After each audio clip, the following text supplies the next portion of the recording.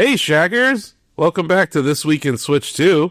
I'm your host, Asif Khan. I'm CEO, Editor-in-Chief, EIEIO here at Shacknews. That stands for Extremely Intelligent Extreme Intelligence Officer. At a time of AI, I have created EI to make line go up, sometimes line go up, so that's cool. I'm joined here by my usual co-hosts. We have Head of Long Reads, fresh off of a long read, and our Managing Editor, David Craddock here. Yeah, I'm looking at myself in Discord and I realize that my shirt is on backwards, but you know what? I'm gonna own it. Awesome. I'm wearing a shirt forwards ways. It says, you died from listening to RFK Jr. That's pretty good. Yeah, and it's like the old Oregon Trail, you died of dysentery shirt. So folks at home... since our last podcast, there have been several more food recalls in the United States, which is why I'm still here today, beaming to you from Tokyo, Japan. But beaming to us from Los Angeles? Is that right, Donovan? Yeah, Century City, Los Angeles. I'm fine with doxing myself. I'll be long gone by the time people hear this. Yeah, Century City, Los Angeles. We can give the zip code, too, if you really want. But we have our Pokemaster... and news editor Donovan Erskine is here. So how you doing? What's up? Great. Here to check out. I can say I'm here for NBA 2K, which will be on the Switch too. So that'll be talked about in the future here in this very podcast. So this is 2K27. Yes, 2K27. Yeah. When does that come out? Depends how much money you paid them. September for most people. The early access is August 26th, which I think is a full week before. So, like early September for the rest of buyers. So they're kind of doing that Madden thing. Did WWE do that, David? Was there like an early access window for that, or? Yeah, I think for at least this year's, maybe last year's too. But yeah, that seems to be like becoming standard practice in sports game releases now. It's widened the last couple of years. I want to say college football or Madden broke the floodgates because for a long time it was like 3 days you'd get like early access. You'd get it like on a Friday and people had to get it on Monday or Tuesday. But like the last 1 or 2 Maddens have done like 7 days, like full week early. College football did a full week early. 2K's doing a full week early. So yeah, they're widening that gap and luring people to it. Yeah, I didn't include it in the rundown, but I think I should probably lead with this. Have you been paying attention to this Fortnite event, Donovan? So, right. Did you guys see what I posted on social media? Like, there's like a character, like, the whole thing, David, is like, this is like the ultimate video game crossover. Like, Sora from Kingdom Hearts is in it, Sonic is in it. Like, all these different characters from all around gaming are in it, except for Nintendo characters. So then, like, I was, like, zooming in on this one guy who looks like the hero of time, Link from Hyrule. And it's definitely not Link. It's just this guy with a sword and a shield, and I call him Lonk from Zoraldo. He's got, like, an eye patch. Yeah, he's got an eye patch, but he's, like, very much Link. But not. And it's just like, it's funny because like Nintendo's clearly the only company that's not participating in this. We had, I believe it was during the Epic Games Apple trial, we had one of those documents that was listing all their collab plans. And I believe there was some lines that it said that they negotiated with Nintendo and they just couldn't, Nintendo wasn't on board. I think they didn't want it to like be on all platforms. Yeah, they wanted like Nintendo characters to be on the Switch version of Fortnite, nowhere else. Epic Games like that's not really kind of how we do this, and that was it. I think you look back at like other Epic properties, Rocket League, which is like the one example where they did put Nintendo IP as cosmetics, but it is like you're saying, it's only on the Switch/Switch 2 version, where like there's a Metroid car, there's like a Luigi hat car and a Mario hat car. But I think it's also bigger than that. Like, I don't think they want Mario with, like, a sniper rifle. Not a great look, no. So I think it's, like, more than that. But I do find it funny every time we have these moments where there's, like, the big crossover. Nintendo's like, no, we're not doing that. But everyone is, like, losing their mind. They're like, oh, my God, Sora and Sonic are in a game together. I'm like, have you not seen Smash Ultimate? even like because Sora's like the big one this season for sure. In the time with all the Kingdom Hearts news, but even Sora in Fortnite, if you look, he's holding the Keyblade, and the Keyblade chain doesn't have the Disney Mickey ears on it. It's like the Fortnite llama, which is people are laughing like Disney is in bed with Epic Games more than maybe any company. They're like investing millions for them to make like a virtual Disney World, and even then they're like, don't you put those Mickey ears in Fortnite? So Or it costs you like materially more to do that. Like I don't know exactly what the logic is there, but I'm sure it's like, yeah, we'll give you Sora for X amount, but if you want those Mickey ears on the Keyblade, that's another $50 million per instance. yeah. So yeah, Disney doing Disney things. But yeah, I find it funny. Like everyone's like, this is the most amazing crossover ever. I'm like, Ultimate. Like Smash Ultimate is the best crossover ever in video games. I think it really is, honestly. I'm not really a fan of Smash or Fortnite or Kingdom Hearts, but like if you just look at Smash Ultimate on paper, we've talked about it before. Like that's the crossover to end all crossovers. Like that's why I'm so confused as to what they could do with a new Smash. Like you've got to bring back that roster at a minimum and just add on to it, right? Like anything else would be less than. I think you do a full left swerve. You go back to basics. It's going to be a smaller roster. I feel like it has to be, but I think you beat it's a smaller roster complaints by just doing a bunch of people that were never in Smash to begin with, like all the people that never made the cut, like Waluigi. Pick your characters from all the Lotus. You're gonna complain like you did with the Mario Kart World roster. You're gonna be like, I want Cal, and then like I'm gonna be out here like, I want Cal in Smash. Put Cal in Smash.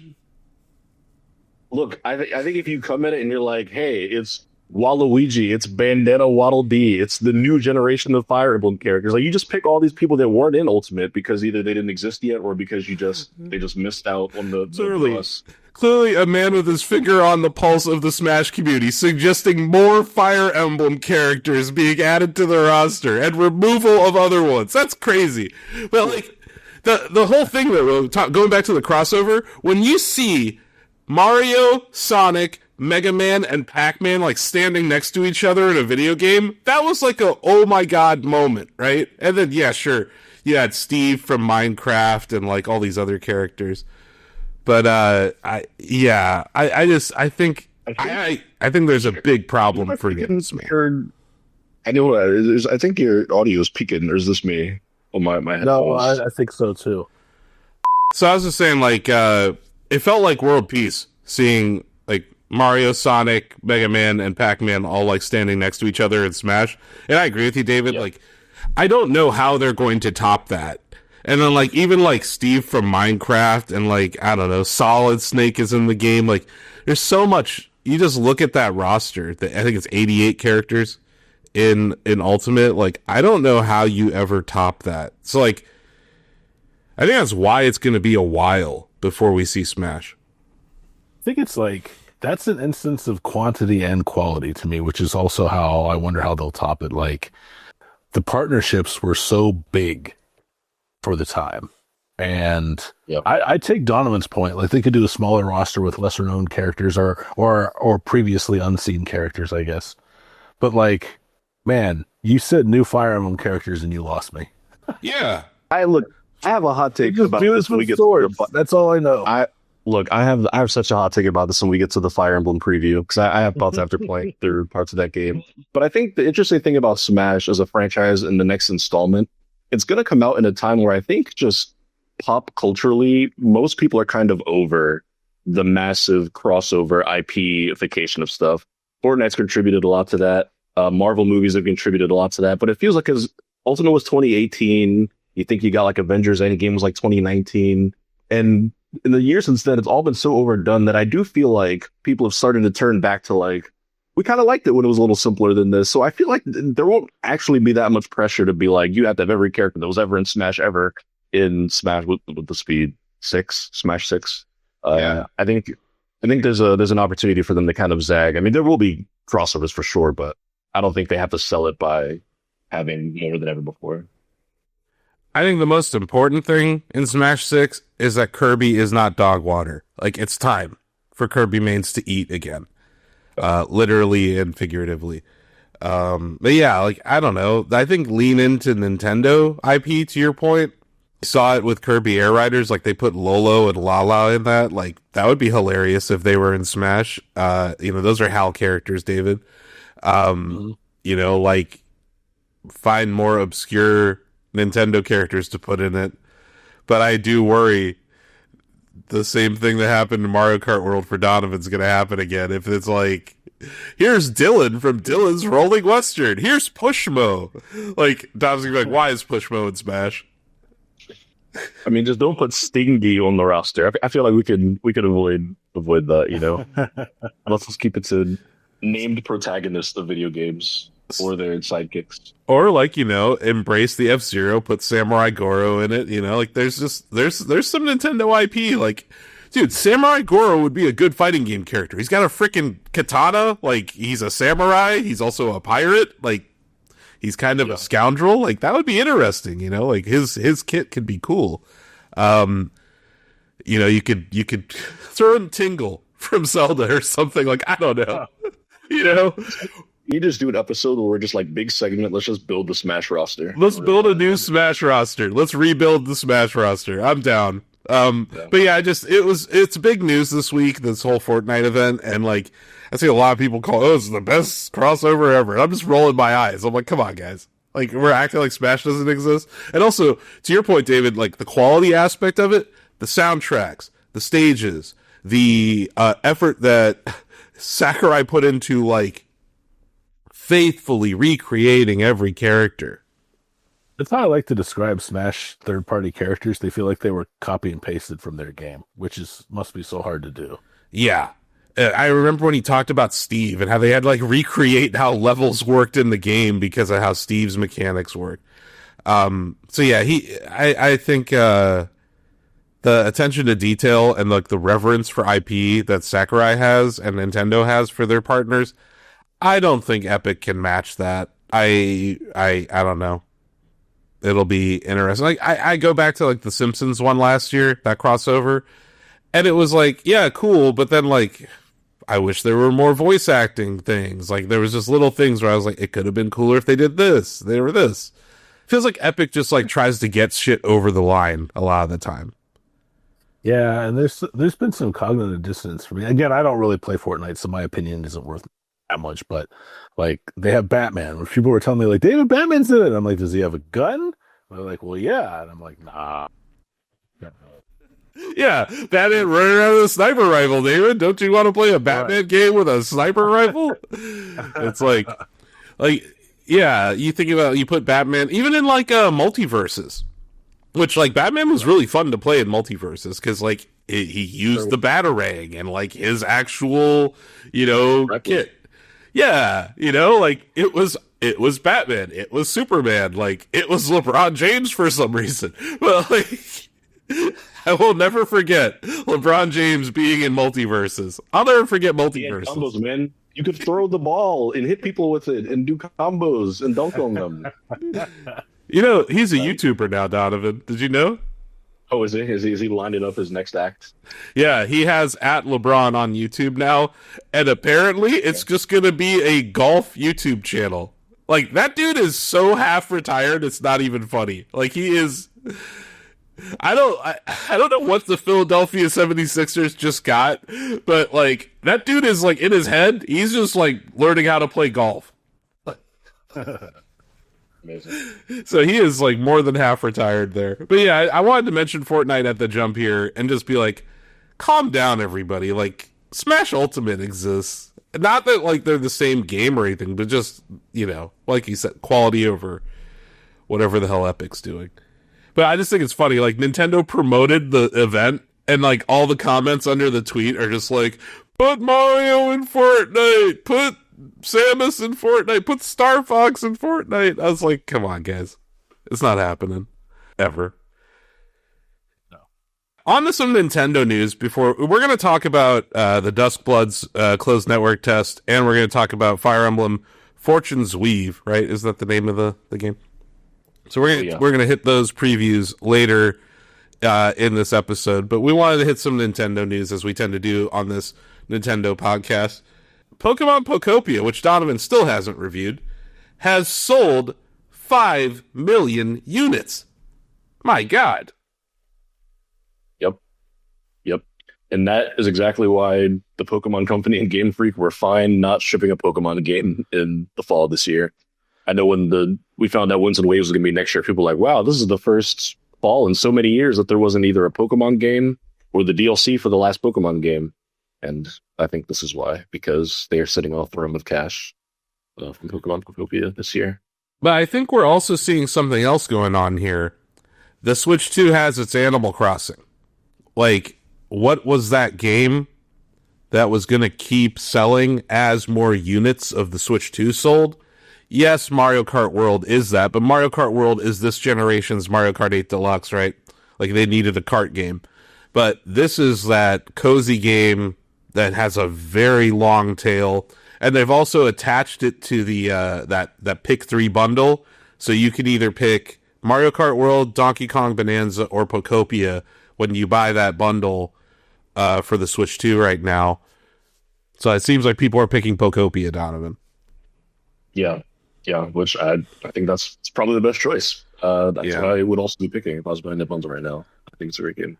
Yeah, I mean, if I had none of these games and I was entering the Switch 2 ecosystem,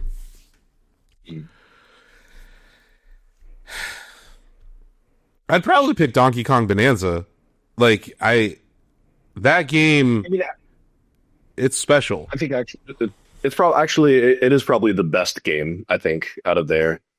Just quality wise. That said, life sims, cozy sims are just their own league of popularity, but also just hours. That just means a lot to people. That's a game that you can just play every day for the next 4 months and still have something to do, which a lot of people value that more than like a 12-hour story that they probably won't really come back to. I think you're right. Like, when it comes to time played, Mario Kart World and Pokopia are going to provide more value per dollar per hour than Donkey Kong Bonanza will. But like, if I wanted to like show someone the Switch 2 and like what it can do, I think Bonanza, even though it has its issues, and I've ranted about it on this podcast, but like, I was playing it a few weeks ago because my friend's kids were over. They like wanted to see like some of the last endings, so you know, the K Rool reveal and like all that stuff. That game's stunning. It's really some of the best graphics I've seen on a Nintendo game ever. And art style is really something else in that game. And just even like, it's the game where you can just hand someone a controller and they don't even have to know what they're doing and they can have fun. Pokopia is like, requires reading. You know, like you need to understand what environments the Pokemon are looking for, and like it's different than Animal Crossing, but it definitely scratches the same itch for me, David, where like it's like the place I go to when I want to chill on my Switch 2. But yeah, clearly it's outsold Donkey Kong Bonanza now. It's the second highest selling game on the system. First party published. They already dropped DLC for it. This is that game, like, at the end of the console cycle, Donovan, I think we're going to look at, and it'll still be in the top 3, top 5 on the system. Yeah, it's going to have a very, very long tail. Which is, it's just cool. And you called that earlier this year. You're like, this is going to be one of the best-selling games of the year. And it has. So, yeah. It isn't all good Pokemon news. The Pokemon Bank is closing. Yeah, more sad 3DS era news. Pokemon Bank, technically you haven't been able to download it for years, not since they closed the eShop on the 3DS. But if you already had it, it was released, I think, 2014 in the States, like 2013 in Japan, right like after the 3DS hit. And it was pretty much what you used to like store and transfer Pokemon on the 3DS era games, right? So like when X and Y came out, and then they did Omega Ruby and Alpha Sapphire, then Sun and Moon. If you had a Charizard that you wanted to send between those games, like Pokemon Bank, you just did that. You just signed in, you dropped them in, and you pulled them out. And then, you know, if you had the DS, you could send games from the Game Boy to the DS. You'd use the DS to send them to Pokemon Bank. Eventually, we got to the Switch era. They released Pokemon Home, and you could use Pokemon Bank to do a one-time transfer to home. So there was for at least the last 7 years, there was a process where you could technically take Pokemon from 2002's Ruby Sapphire, and Fire and Leaf Green, all the way up to Pokemon Legends Z to A, if you really wanted to go that far with it, or like Sword and Shield, or even like Scarlet and Violet. It was this really cool continuity that was a multi-step process, and you needed to own multiple devices and have a subscription, and it was a headache, but it was possible, which is always the really cool thing. So this is going to kind of just take a knife right to like the middle of that process in February. So it's a bummer, but sadly inevitable because it was an online service. So between now and February, you can still do what you're talking about if you have all of those links in the chain. Yeah, and I would imagine there's going to be a scramble now between now and February for people who still have stuff sitting in Pokemon Bank or on Pokemon X and Y, because, once this closes, there just won't be a way to do it anymore. At least not officially. I don't know if people will find other ways to do it. Do we know if, like, Home is still going to exist, right? Home will be good, and I would imagine at this point, we're probably in it for the long haul with Pokemon Home, because that one's on Switch and now Switch 2, but it's also a mobile app you can use. I would bet that it's going to be Home for the foreseeable future. So it's like, if you can get your Pokemon from your Game Boy Advance all the way to Home, you should be okay for the foreseeable future. But it's like, as a PSA to our listeners and viewers, like, do it soon, because February 2027... Pokemon Bank is going full Lehman Brothers on your ass. It is sad. That happens. Like, I think that Nintendo's trying to future-proof things with the continuity of eShop stuff, but, like, this was that era where they didn't have continuity, and, like, Pokemon Company, to their credit, did try to create some continuity across generations, and impressively so, even though, they put money gates on it, all other shit, but pretty cool for its time. It was, it blew my mind when it first came out. So this happened like right as we finished recording last week. And this is a rumor, but it looks like we saw a lot of leaks. And they look pretty credible. And some Nintendo Ninja is fuming right now because their sweet reveal got ruined by some leaker. But we have to observe and report here at This Week in Switch 2. And boy, did we observe some special edition Zelda stuff. A Switch 2 and a Switch 2 Pro controller that doesn't look like total crap. Yeah. Yeah. And with 40th anniversary decals. And I think the big takeaway here, not only that, the Switch 2 and the Pro controller both look fantastic, but the big takeaway here is one of the leaks was that this is coming out on like November 12th or something, which is probably makes that the release date for Ocarina of Time Remake. Which was last week's topic with the Amiibo release date leak, also came out to be November 12th. So now we have even more leaks corroborating the November 12th, a week before GTA 6 launches. Nintendo's doing that. They're about to do that. And this thing's going to sell like crazy. Like, I want it. I really want it. If that's what it's going to look like, I'm like, oh man, I want that. And like, I'm usually the guy that like sticks with my OG until like there's like an actual hardware upgrade. Like, for me, it was like the SWOLED. I was like, okay, I'll get the SWOLED. But like, this, I'm like, oh. And I know they came out with a special edition Zelda SWOLED, but that was like after the SWOLED, right? Yeah. So this is like... Yes. Yeah. This is very much not hardware improved, just here's a new Zelda-themed Switch 2. I'm like, God damn, they're going to make me buy this. And it's going to come out after the price increase. Yep, of course. I would get one of these. Amy wants one too, because she said she's waiting to get a Switch 2 for Ocarina of Time and for a Zelda-themed Switch 2. Before we even knew for sure that they were going to do it. Like, we don't know for sure, but we also didn't know for sure that Ocarina of Time Remake was happening before they announced it, right? I did. So, yeah, you did. You did. That's true. I did. I've been saying it for years, and I had my Amiibo summoning circle that we continued to add to in Ohio. They're still sitting on a desk somewhere in Ohio, by the way. But, yeah, like, no, I willed that into existence just like I did F-Zero 99. But, no, I think they got me with this one. If that's what it looks like, it looks great. Like that is the opposite of what we were saying about the RE9 Pro Controller and like some of the other whack Nintendo, like what they did with the Splatoon Joy-Con this time. I'm like, Yeah. But like this looks good. I was like, I want that. But you know what else this means, Osif and Donovan? It means that Nintendo has probably chosen mid-November for the release date of these items, which means we're getting chaos. Oh, I know. Yeah, they've chosen chaos. Good for them. Because, like, people are going to buy that. Like, it's going to sell out. Like, that will sell out. Now, the thing that we still don't know, gold cartridge. Like, they have to do it, David. Yeah, they do. Like, at this moment, where Sony is like that meme of the guy trying to wash his car, just fumbling everything, that's Sony handling this messaging for physical media. And then Microsoft being Microsoft. If Nintendo just comes out and is like, you guys want a gold cartridge? Everyone will buy it. Here's the thing. I will only buy it if there's a collector's edition, and I'll tell you why.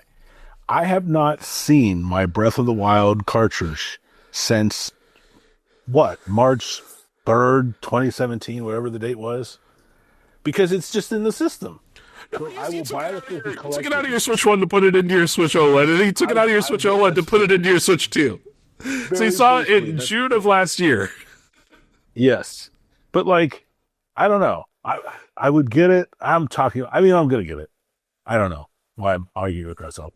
Donovan's like, why are you arguing with yourself? But, like, yeah, I don't know. I want a collector's edition. I want some sort of little tchotchke to commemorate. Oh, yeah. Like, the best game ever being re-released. I think that would be awesome. Oh, and yeah, Nintendo will do that. Gold cartridge, please. That would really tie this whole thing together. And also, like, this seems like the perfect thing to, like, bundle the game with, right? So, they're not going to do that. I'm telling you. No, they won't. Taco Bell. No, they won't do that. I'm not going to bet you on that because Nintendo's like, we'll do it for money. Like they're on a rampage right now, trying to take back everything that Donald Trump took away from them last year. So yeah, I think it looks cool. I'm excited. But yeah, this is our mandatory The Legend of Zelda Ocarina of Time 4K remake discussion. I feel like we already talked about gold cartridge. I want more gameplay. Like, we need to see the game. It's between this month and next for Direct. I still say it could be this month because this month is the North American anniversary, which you pointed out months ago. So, but they're running out of time before the GTA Netflix special edition, whatever the fuck that's gonna be. Yeah. You see, there's some leaker out there now, Donovan. Like they're leaking GTA 6 stuff, and they're like threatening, "I'll leak more if you don't release it in physical media." It's like, okay, dude, they're not going to listen to you. But yeah, I don't think that one's going to end the way they think it will. They think they're Bane or something. I can't even say they're fighting the good fight because I don't think that's what that is. But yeah, stealing stuff is never a good idea. Not fight, no. And also, like, you really think Rockstar lawyers aren't going to just rip your face off eventually? Like, they'll find you and they'll kill you. They're just like Nintendo ninjas. Yeah, you're going to be in court until 2029 dealing with this, and they're going to sue you for everything you own. Yeah, no, and like we've seen it before, where they like, okay, you can't afford to do the settlement, but then they just take away X amount of dollars from your wages until the end of time, like. So yeah, I don't get it. Like, don't do that. That seems like seems like you're gonna have a bad time. There was that D23 thing happened this weekend, Donovan. It sure did. There's a lot going on there. We got a couple of Kingdom Hearts hits. Kingdom Hearts, a couple of game directors and producers on Kingdom Hearts 4 said, "Screw you, Ozzy Mejia. We're releasing this game in 2027. There's nothing you can do to stop us." Because Ozzy was like, "I don't know if this game's coming out." And they're like, "Oh, yeah?" Bam. Twice. We confirmed that. I mean, one D23 is so fascinating because it's the rare biennial event. It happens every other year. They alternate. They don't do D23 every year, so it's like the all-encompassing Disney event. Um, but yeah, the comment you just referred to about the release date is so interesting to me because yeah, they do that trailer, which a phenomenal trailer, I must say, that the Coco revealed. Such a great okie doke because Pixar is the one who sets it up, and it's a surprise Kingdom Hearts trailer. But at the end, they say late 2027. An immediate sentiment. My friend group internet was like, well, that's getting delayed into 2020. That game's not coming out next year. And they were ready. And literally the next day, game director Tai Yasue is like going on the record to be like, this game will not get delayed. It will come out next year. He said, like, what was the he said? It's not like an 80% or 90% thing. It's a 100% thing, which is like almost like Babe Ruth calling a shot levels of like game dev. Where I'm inclined to believe him because I'm like, I just can't imagine he'd put his foot in his mouth that explicitly. But yeah, they seem very confident that this game's hitting next year. And they also announced an animated series. Yeah, for Disney Plus, which makes sense. A lot of people have been making the joke this week that like Disney finally realized that Kingdom Hearts makes a lot of money when they like do stuff with it, that there's like a demand. Yeah, after 25 years. So yeah. That'll be cool. They said it'll be its own story, like in the universe, but it's not. They're not like adapting Kingdom Hearts 1 or 2. So I'm going to tease our Shack Chat topic here because I know we're talking. What do we think the story's going to be? And I think Donald and Goofy die. Seems like that might be what's happening. I think there's like a horrific death scene where Donald Duck and Goofy die, David, and like they're in the underworld because like Coco is like the afterlife, right? Don, I saw you and Greg I don't know if it was a back and forth, but it was like a back. But like Greg keeps shitting on the art style and art direction of this game. Everything I saw in this like that extended 4-minute trailer, like this game looks really good. Like, I don't know what he's talking about. I get it. Like, Sora looks a little muted, and maybe Mickey looks a little muted. But did you see those Mickey gameplay scenes? Looked really cool. It's like a new Mickey Mouse platformer I saw. I was like, what the fuck? I want to play that game. And I don't even like Kingdom Hearts. I was just like, what? So I also disagree with Greg. But I get what he's saying when it comes to, like, Sora's design. But I think it looks really nice. There's because obviously they do the thing where Sora goes into different worlds. When he goes into different worlds, he like adapts their art styles. The first one and the main one we've seen from like Kingdom Hearts trailers has been, I think it's called Quadratum, which just looks like a city. It's the one where he's in like a gray like Earth city, and that's kind of like that. For some reason, that world just has like a realistic Final Fantasy 15 looking art style. So yeah, now he's got much more of like a narrow, muted gray design. He looks like an NFF 15 character. But I thought in the Coco world, he looked much more vibrant and colorful, like the Coco characters do. But yes, and I saw Greg posted where he put up his like snarky, I don't like this post about it. And then I was like, you're just wrong. And then he sent those side by side, and it was like, they were like, the image quality was like 240p. And I was like, got any more pixels? So yeah, but he is not the only one, though. I have seen people complain about the art style. Beautiful. I just saw it in I think it was in the Shacknews mentions. So I just saw you guys going back and forth, and I'm like, I agree with Donovan. And also, why are you dropping 240p in 2026, Greg? You're a video editor. You should know better. And the animation on the Coco sequence, it looks like it's the movie. When you watch that trailer, up until Sora shows up, you would just think they were showing you a Coco trailer. That was the thing I noticed, too. It was just really impressive, very vibrant looking. The world of Coco is interesting to me, but yeah, I think Goofy and Donald are dead. So, rip. It happens. So I don't know. Maybe this is a Strand game. It's hard to say. I know David's excited. Don't take my answer. Oh shit! I don't know. Does Sora have to deliver packages? Because that's a huge part of it. Don't take my answer. I will take your answer. But yeah, check out our Shack Chat this week to find out what the hell the story of Kingdom Hearts 4 is. But I have a feeling Goofy and Donald are dead. And you know what? Based on how annoying Donald's voice acting was in Kingdom Hearts 3, I'm okay with that. I didn't even play that game. I just watched one of our loyal viewers, Bad Kitty 64. I watched her stream the whole game, and Donald's like, I can't do his voice, but he's like, maybe we'll find some supplies over here. He says that like probably like 40,000 times while you're playing that game, and it's just like, enough, Donald. Yeah, maybe I'm just sick of all Donalds. I don't know why. But yeah, Goofy deserves better. But yeah, maybe they'll save the world. It was kind of morbid though, Don, in that trailer. Like, you know, like the whole plot of Coco is like when the last person in the living world dies, who knows you die in the afterlife kind of thing. Yeah, it's like a second death. Like you leave the afterlife, yeah, which is, you know, why they put like an emphasis on leaving behind like a good legacy, right? And like, you know, Ernesto de la Cruz, he's like was this famous musician, so obviously he'll be there for generations and generations because his legacy kind of lives through his music. No, it's gonna be mature. Coco is very sad and one of the more mature Pixar movies. And Coco too. They've already announced that was like kind of dovetailed into this trailer. But Kingdom Hearts has always been very, very dramatic, so I'm sure they will not shy away from those themes of like death and legacy and whatnot. Yep.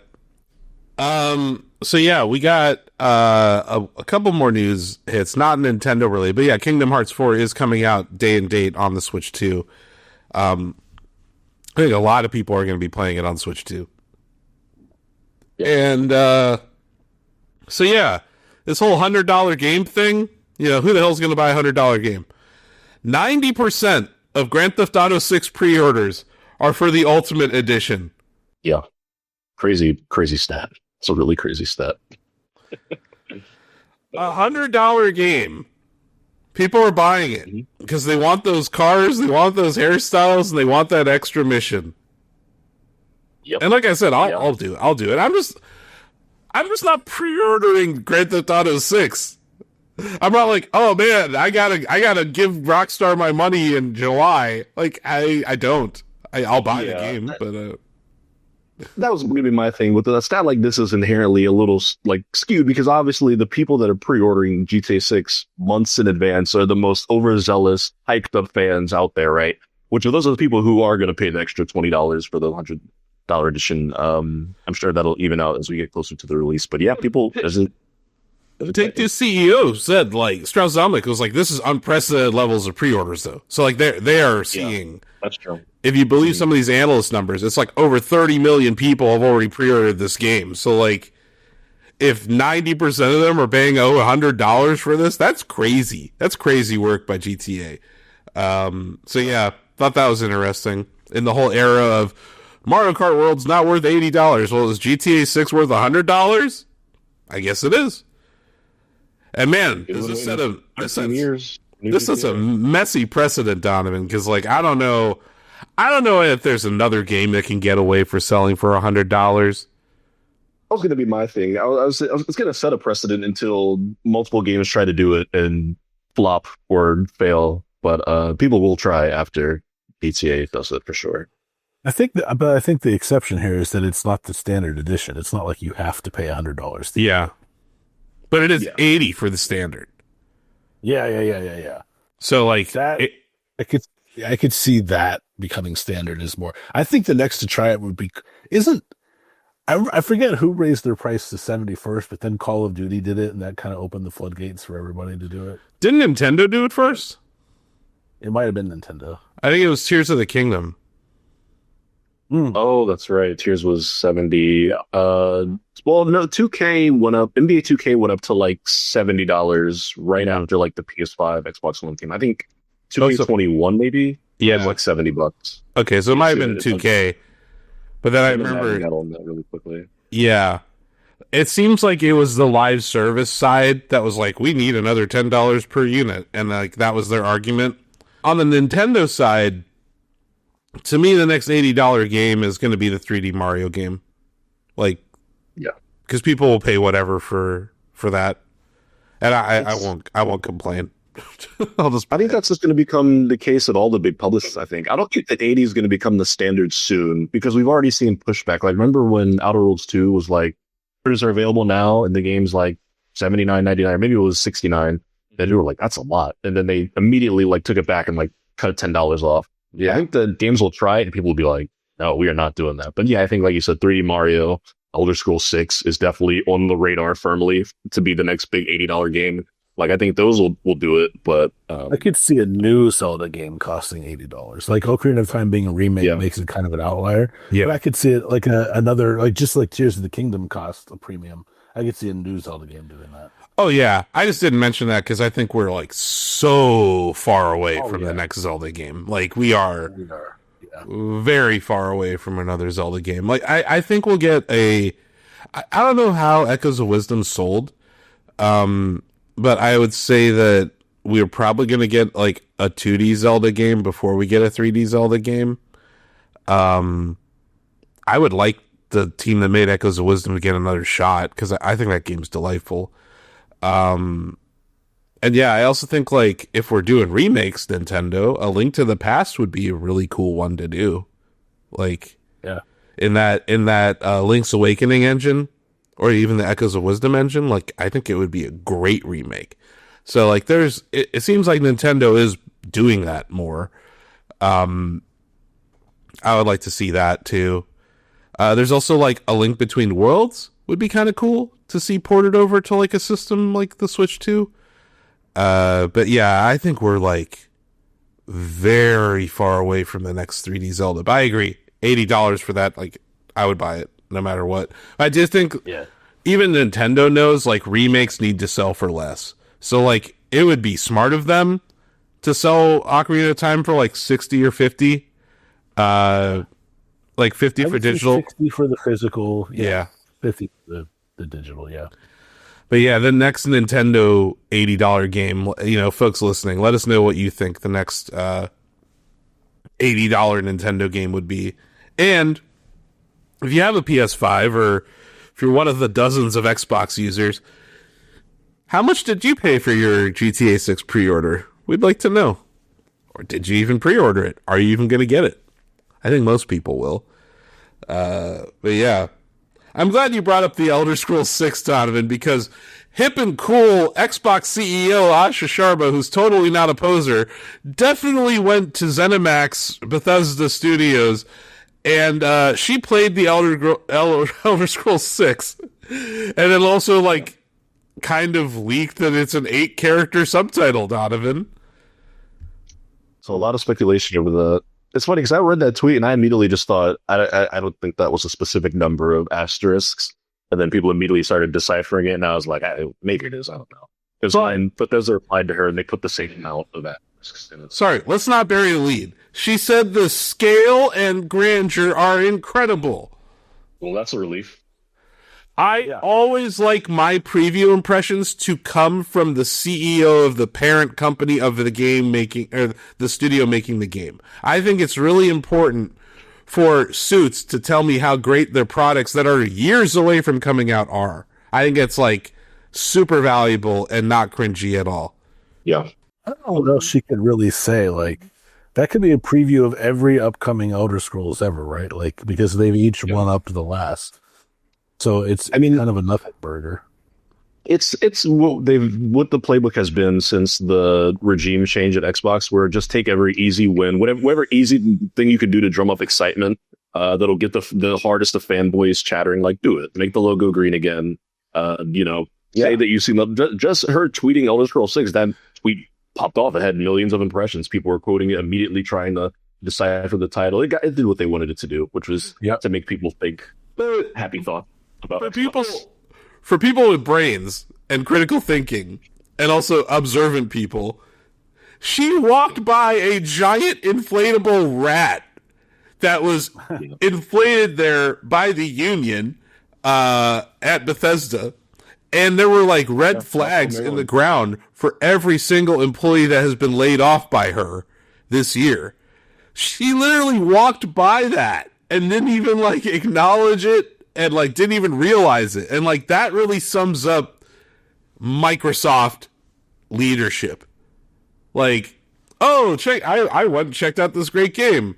Please ignore the thousands of dead bodies I just walked by. All those people whose lives I ruined. Yeah, anyway. It's been a few weeks since I shit all over Microsoft, so I had to do something. But hey, I hope The Elder Scrolls 6 turns out great. But it seems like they got pressure on them, Donovan. Like, normally Bethesda's like kind of like a when it's done sort of company. Yeah. It seems like they're like, hey, you better ship this thing soon. Yeah, she's breathing down their necks because they are the only studio that's like multiple years into development on a major big thing. Everyone else is about to start from scratch whenever they've got them doing right. Obsidian's doing Fallout. I'm sure everyone's got their marching orders now, but that's a very signature there, serious spot here. She can breathe down their necks all she wants. They can ship the game tomorrow, and another, 1,200 some, 1,600 some people are going to get laid off. Exactly. The quarter of next year. So, yeah. Yep, fuck her. Yeah. Young. Oh, how can you do good work under those circumstances? Yeah, exactly. But the scale and grandeur of those layoffs, David, will be incredible. I bet it will be. Barf. Anyway. I'm so sick of her bullshit. And it's not just her. It's everyone above her at Microsoft. Microsoft has ruined the Xbox brand that they somehow created. It's like a mistake that they actually had a cool thing, and they have ruined it. I saw one of the former Bungie devs. They tweeted out this like very long thing about, people are like, oh, they should bring back Bungie to save Halo. He's like, it's impossible. You can't capture the lightning in a bottle that created Halo, the original Halo, David, and even the original Xbox. Like, he wrote about it in Bet on Black, like that. Which is a long read on Shacknews, but like that was a moment in time. That was like a Skunkworks team inside of Microsoft that like was like, we're gonna do something different and cool, and like Halo was wildly innovative, like for a console game. I can't say that about any of the recent Halo games. Like, they're not pushing any part of the genre forward. And maybe it's that the first-person shooter genre is really hard to innovate in now. Like, it's been done. I think it's hard to innovate in the AAA FPS space. Yeah. Because it's been so homogenized by military shooters, I think is the thing. Like, when you think about it, name a AAA FPS that's come out in the last 10 years that wasn't COD or Battlefield. It's basically Doom. And that's kind of it. Yeah. Just like a lot of genres, we're seeing more innovation in the indie space, and even they are going back to the 90s for influence. Yeah, because like you're talking about like New Blood, or like what they did with like Ultra Kill or Dusk, or like what was that, Proteus? So yeah, all those are retro boomer shooter, like Quake engine, build engine kind of games. Ion Fury was another one of those. And yeah, like those are some of the most fun I've had, like playing those like old school Duke Nukem and Quake kind of feeling games. You're right. Like when they try to do a first person shooter, and they're like, even if it's AA or a company trying to be AAA, you get like something like High Guard, which like fell flat on its face. Was Concord a first person shooter, Donovan? It sure was. Yeah. There's another one, David. Like, that had a AAA budget, and like they tried to do something different. The other one I would Overwatch, which like it's not like Overwatch did anything necessarily new. It just reskinned Team Fortress in a lot of ways. But like that's the one example, David, I can think of like something a little different than a military shooter that did like succeed and like still exists. But that's the thing. These are exceptions to the rule. Yeah. Yeah. And even then, like, I can't, like, I don't know, what did Overwatch do that really innovated? Like, it just gave, like, a little more personality to characters.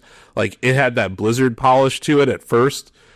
So, what Blizzard does, I've written about this so extensively, Blizzard takes someone else's idea and just polishes it until it blinds you. Overwatch is Team Fortress. Like, I'm not trying to be reductive, but that was their influence. That was their foundation. So yeah, I mean, to your point, Austin, if it wasn't exactly innovative, it was just, it had that Blizzard spit shine on it, you know? It had great character design. It was one of those games where like it was a hero shooter, but every hero felt like the protagonist of a game that could have existed somewhere, some other time, and people really just close to. Called Titan that got killed. But yeah, and then the other FPS, I do want to just mention it because it does exist. Valorant, which is once again not really innovative at all, borrows from Overwatch's success and Counter-Strike, right?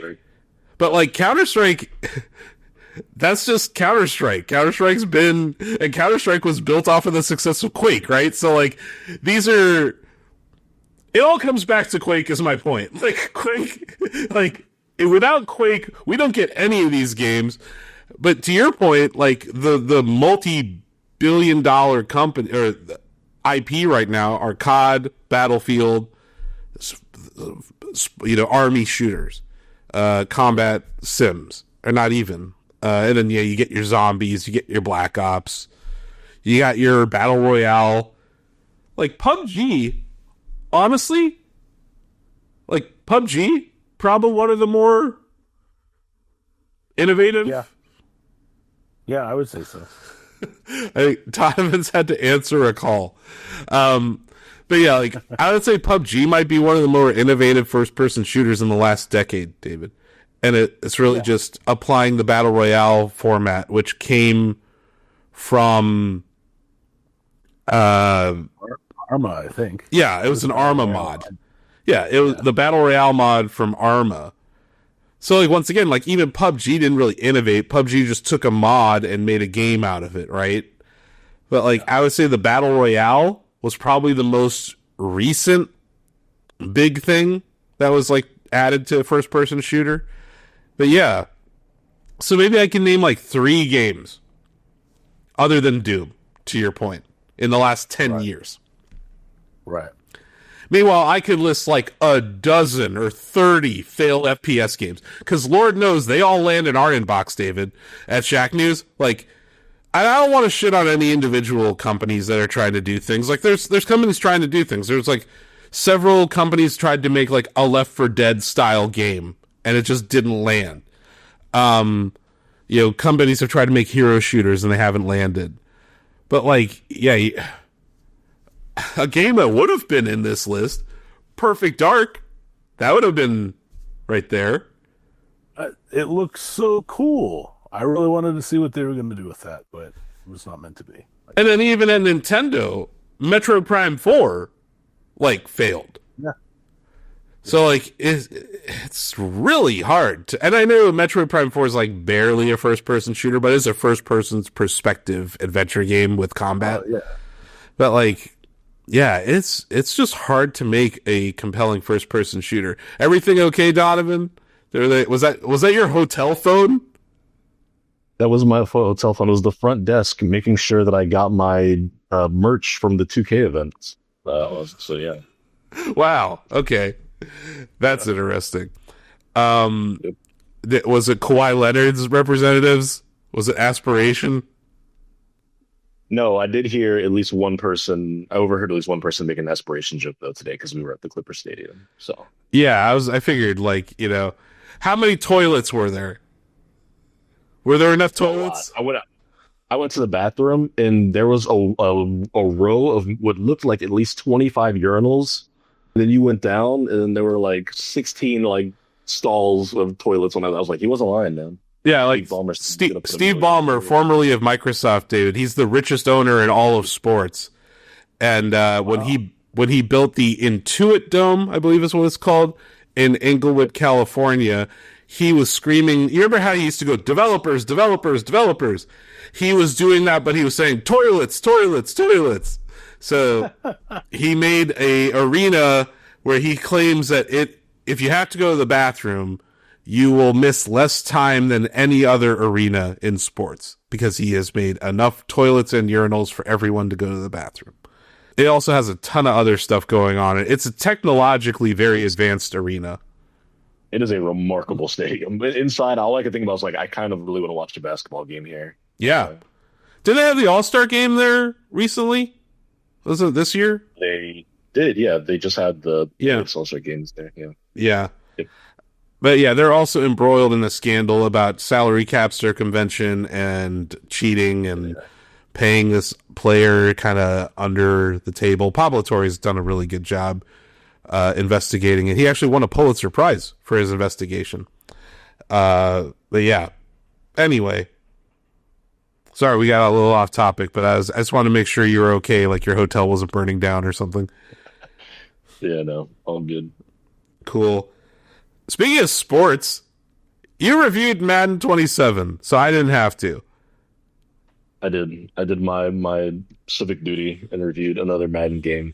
How is it? NFL 27. How did which it's again I thought it was a decent game. I think it's another like small iterative improvement year over year, but it's one of those things where it's like it's not getting worse, which is what the series was doing for a long time. It has like the arrow's pointing up. It's moving very slowly, but the arrow is pointing up. So this year's game, the big new things they add are in franchise, they've completely overhauled like when you negotiate with players now, they've turned it into like this entire mini game where like you'll go to renegotiate with, let's say, Josh Allen, and you'll go to give him like a 3-year deal. And Josh Allen will be like, hey, I want a longer term security. I'd like a 4-year deal. You can add a year. His patience will go down because you're not giving him what he wants. And then you can go back and forth about the money. It's much more engaging now. It used to just be like you went down a list and you were like, yes, no, yes, no.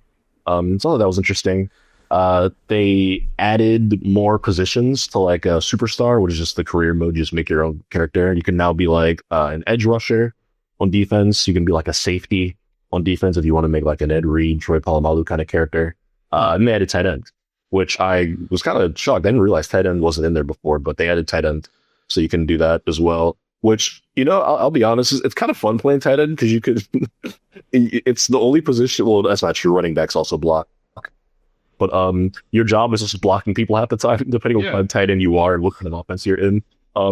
It's kind of fun. I did win it. I ran a couple games, and it's like they do the 2K thing now. They've adopted where like you have the grade in the corner, so everything you do, it's like, hey, you ran a really good route, even though you didn't get the ball. That was a good route runner. Hey, you completely missed a block. The guy ran past you. But if you get a good block and your running back like pops a big run, you'll get like points for it. Like that's really satisfying. I like that. Ultimate Team still just can't touch it with the 10-foot pole. It's so unpleasant to look at. They still do the full screen ad takeovers that are like, hey, come buy a pack and participate in the Return to Madden event or whatever the hell they're doing. They still do the weird passes that give you tiered rewards. That's free. It's like a seasonal battle pass now within Madden. They've got like a track within Superstar mode now where there's like rewards to give you extra points and stuff, which I ran about in a review. This is silly nonsense. EA's, there's a real chance it only gets worse from here as far as their microtransaction stuff, given their recent takeover and them becoming a private company now, and a massive multi-tens of $billion deal or whatever. So that's not great. The free agency minigame you mentioned, is that kind of inspired by like recruiting in college football, would you say? Or is it different? No, they look really different. It's its own whole UI where you go in, and they call it also the Persona engine, which one is just probably not a word you should be throwing around in games, but they're the Persona engine where now characters have like unique personalities. So what they said was like, hey, negotiating with Tyreek Hill is going to be different than negotiating with like Patrick Mahomes, right? Like, sure, players' personalities will come through. People will have shorter tempers with you. And 2K's done a similar thing for a long time where it's like, hey, this player really values winning. So if your team sucks, like it's going to be really hard to keep him on your team. Or this guy just wants money. He'll play for a terrible team if you just give him a bunch of cash. So it's a system like that, which is it's interesting. As somebody who likes franchise, I think the free agency stuff was always kind of just boring and monotonous. So this seems like an upgrade there. I liked that. Superstar is still like, it's fun when you're on the field, you're getting the grades and you're like earning upgrades for your player. But all the like weird cutscene stuff they do is just so stuck in like the PS3 era of sports video games where like you'll be at the podium and somebody will like look at you and they'll ask you a question, but the character's just mouthing the words. They're like, and then like their text on screen is like, hey, you dropped 2 passes last game. what was that all about? And then your options are like blame teammates or take responsibility. And it's like every decision's like be a dickhead or be a good person. And then you give your response, and then your character's like, yeah, I mean the answers while the text is on screen. I'm like, what? This is just not passable, man, at all. No. So they've got to figure something out. It's been like that. They want to go all the way in. Yeah. Yeah. It's been like that for like half a decade at least, right? It has. They're caught between the old version where you just play games and then play next game and then play next game and that was it. There was no story to it. They're stuck between that and 2K, which NBA 2K is like, it's like a movie when you're in my career. Your character's fully voice acted. They're doing motion capture. Not great, but it's got like a lot of production behind it. And Madden's just like firmly in the middle where they don't really want to commit to either direction. But still, I think the on-field action's good. I love like the fake LeBron James voice actor in 2K. Like when you play LeBron, he like, comes to talk to you afterwards. It's like, hey, I'm not actually LeBron James, but I'm going to talk like him. At least they have voice acting in 2K. EA can afford voice acting. They can, yeah. 2K gets a lot of actual athletes to come in, and their performances vary greatly. But at least you get them. There's still a charm to it's actually them talking to you, and Madden just does not do that. I mean, Madden hardly even gets the liking to stab these people. Some of them guys take off their helmets, and you're like, who the hell is that? But yeah, I think still though actually playing is really fun. They added the timing-based catching thing that college football got this year, which is optional, but if you use it, it's fun. It's fun. Creates some really crazy moments. Game looks gorgeous. I was playing it and I'm watching like the intros because that's another thing they've added more of the like pre-game intros. You're seeing like fireworks shows and people running through the tunnel, and they're unique to all the stadiums. Like that stuff's all really, really good. But it's a lot of the philosophy off the field that holds it back still.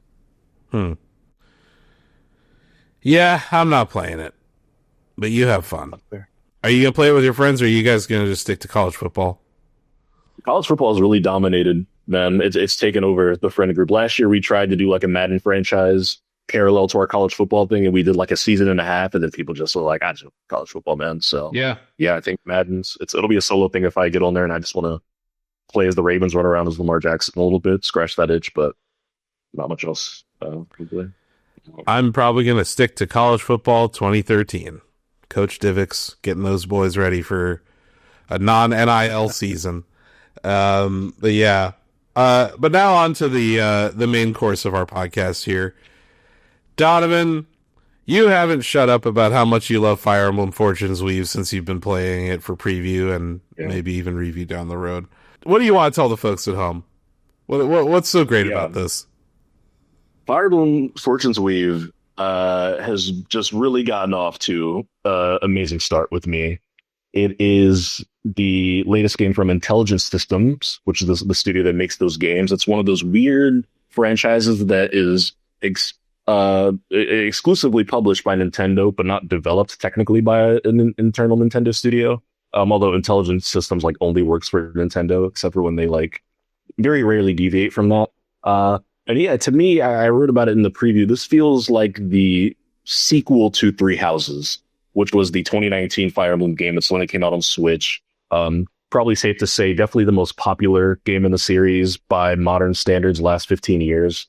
It took a lot of notes from Persona in that you still have the strategy gameplay, but in between all of it, it was essentially a social simulator where you were like meeting characters and forming relationships with them. You could hang out with them, and increasing your bond with them would make them perform better in the field and unlock new abilities. And they kind of got a little bit away from that with Engage, which was the one that came out, I want to say 2022 or 23 on Switch. Still a well-liked game, but it leaned away from that stuff. And then that game didn't make as many waves as Three Houses did. And you could see Intelligent Systems looked at the A/B test of the last two Fire Emblem games and was like, we see which one we need to stick with. And Fortune's Weave has been phenomenal. It does this interesting thing where there are now 4 protagonists, kind of, I guess 5, because you play as one character, but then you go back in time to sort of save these 4 other characters known as Flame Lords, who are people that participated in this like gladiator style arena tournament in this big city called Dagden, I believe it is. And essentially 4 years later after this tournament, the city has been razed. It's been destroyed. There are demons walking, I was going to say Earth. This can't be Earth. That are walking the surface of this land. And you're trying to go back and get these people and recruit them to help the fight in the future, essentially. So you play through each of their stories, all of them being unique characters. One is like this weird, almost like, he's like Alucard from Castlevania. He's like a vampire sort of dude. He's got like long, flowy hair. He's a knight who comes on a ship. You can play as him, and he's got like a backstory and characters in his party. There's a woman who's trying to get revenge after like her father was killed by this like soldier. She just wants to find the soldier and get revenge on him. There's a kid named Kai who's trying to like get his dad out of prison. His dad's like set to be executed for some crime, and he's trying to like save him before he can get executed. And then there is another character who's like a royalty from another land who's come to participate in the games. And as the title implies, their stories just interweave in really interesting ways, because what will happen is you'll be playing as one character, they've got their party members, and you'll meet characters from the other storylines because you're in the same area as them. And the game doesn't force you into one storyline. That was one of the big criticisms of Three Houses, as beloved as that game was. Very early in the game, it's like you can pick one of these three lanes, and then you're pretty much stuck with it for the 70 hours of this like long RPG campaign. In Fortune's Weave, you could just go to the pause menu and back out and be like, all right, I want to jump back into this person's story, and just pick up where you left off there. Play that for a few hours. I want to jump out, go and do this one's story. And it's very freeform in that sense. But like Kai was who I started with. He's the guy who's trying to like save his dad. And he's got like his childhood friends that he hangs out with. And we're leveling up our stats. We've got bows and arrows and magic spells and swords and all that. But then I go and jump into like Lita's story, who's like the musician trying to get revenge. And I'm exploring. And I see Kai and his friends. And I can go talk to them. And I can befriend them. And I can like recruit Kai's friends to be in my party, but I've got to like, increase their bond. I can give them gifts based on what they like. I can share meals with them. So it's this interesting, like interconnected sort of system, which I'm big into. I love RPGs that do that. I think Persona's so good for all those reasons. But then you get into battle, which is like Fire Emblem's bread and butter. It's one of the, original strategy RPGs. And it's the same thing where, you're doing the grid-based combat. You're sending units around, you're moving on a battlefield, you're attacking, here are your odds to hit based on all these variables, your weapon, your skill proficiency with that weapon, the terrain. Is your enemy standing in a bush? They're harder to hit. Are they in water? They're easier to hit. And all that kind of happening simultaneously. And it's just really, really well done. Those systems just kind of weave into each other perfectly, because in battle, if you're standing next to somebody and you fight, trying to defend a person that's like attacking them, your support goes up. If you heal a character, their support goes up between each other. So you're just constantly like feeding into each other, right? Like all the stuff you do outside of battle helps you in battle. And the stuff you do inside of battle helps you outside in the social simulator aspect of the game. And the characters are so well defined. Fire Emblem always has great character designs. Similar to what I talked about with Overwatch earlier. I was like, these are just all like, they all look like protagonists. The same thing with Fire Emblem. I just keep walking up to people and I'm like, who is this like big, like blue-haired soldier with like a spear? Like, what's this guy's story? And then you talk to him and he has one. So it's just been such a joy for me. I love tactical RPGs ever since I played XCOM for preview many, many years ago when it came to Switch. I've been turned on to that genre. I reviewed Nugenics earlier this year, and now Fire Emblem feels like the next great strategy RPG. You said earlier you had like a hot take. I did. On Fire Emblem. I did. What is that? Specifically in relation to Smash, because I mentioned in passing when I was like, what would the next Smash roster be? I was like, it'll be the new Fire Emblem characters. And obviously the running joke, but also real criticism that people have is that Smash over relies on Fire Emblem characters. I think Ultimate had more Fire Emblem than probably anything, maybe other than like Mario characters, I guess. But I get it now. I used to laugh when people would make the jokes of there's too many Fire Emblem characters, but after playing, I get it, because I play and I meet all these characters and I'm like, no, there's the reason why they put like 12 Fire Emblem characters in these games. It's because they are so unique narratively. Now, sure, I will agree that maybe they shouldn't do a bunch of sword fighters, but I'm playing this one and I'm in the game and I'm thinking of how you mentioned, David, like Sakurai just very like expertly copy and paste these characters into these games. And I play as a character like Kai, who like has a spear, and he rides on an Orn. I forget, they're called like a Orn or something, but they're like these ostrich like mounts that you ride into battle. I'm like, he'd be fucking awesome in Smash. But then there's Lita, who plays like this like string instrument and uses like dark magic. I'm like, she'd be cool in Smash. And then there's your character, who's this like undead like raven sort of guy. And I'm like, I see why they put these people in Smash, because they all have these cool abilities. They're these well-defined characters. There's 4 protagonists, so I'm like, you got to put all of them. You can't pick a favorite.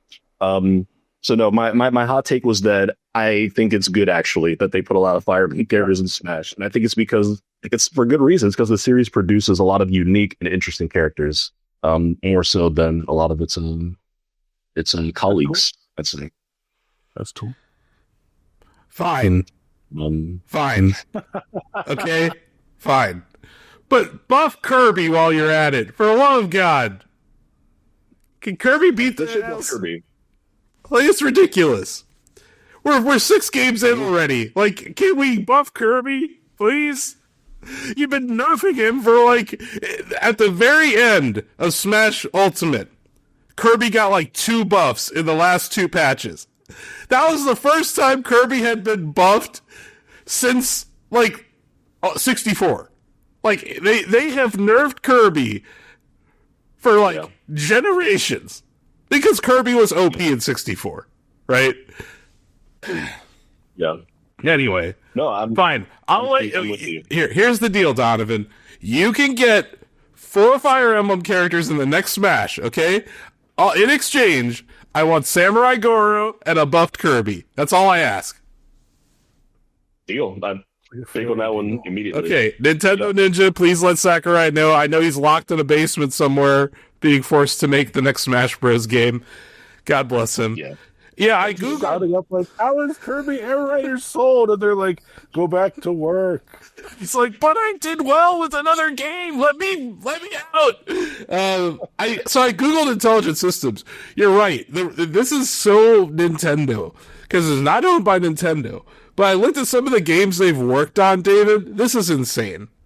So they started working with Nintendo in 1983. They co-developed Mario Bros, Tennis, Wild Gunman, Duck Hunt, Hogan's Alley, Donkey Kong 3. They made Devil's World, Soccer, Wrecking Crew, Stack Up, Gyromite. They talk about some of the most like crucial launch titles on that NES era. Yeah. They worked on Metroid for Famicom, Baseball on Game Boy, which was a pretty fun game. Yeah. So they've been working with these guys. They worked on one of my favorite Super Nintendo games, David, SimCity. Like, oh wow. So like their track record here, Donovan, is insane. Like, so they deserve the respect. Playing it, I just kept wondering. I was like, is Intelligent Systems like the most underrated studio to get? Like, no one ever puts them up there when they're like, well, these are the people you know are going to get bangers. But I'm playing it, I'm like, I'm not reviewing this game. I'm previewing it, but I'm just like, this is just phenomenal. I keep playing it. As soon as I put it down, I'm like, I should just like do another fight. Just do one more fight. Because it is that good, and it's really challenging. You can pick difficulties. There's like normal. They can do hard mode. They let you pick between the classic and modern gameplay style, which is essentially like permadeath, because you can have permadeath in Fire Emblem. Essentially, where like if units fall in battle, they're just done forever. I don't think they actually die in universe. I think they like retire or something like that. But you can play with some stakes. And Fire Emblem, for the uninitiated, easily like the most mature ongoing Nintendo IP.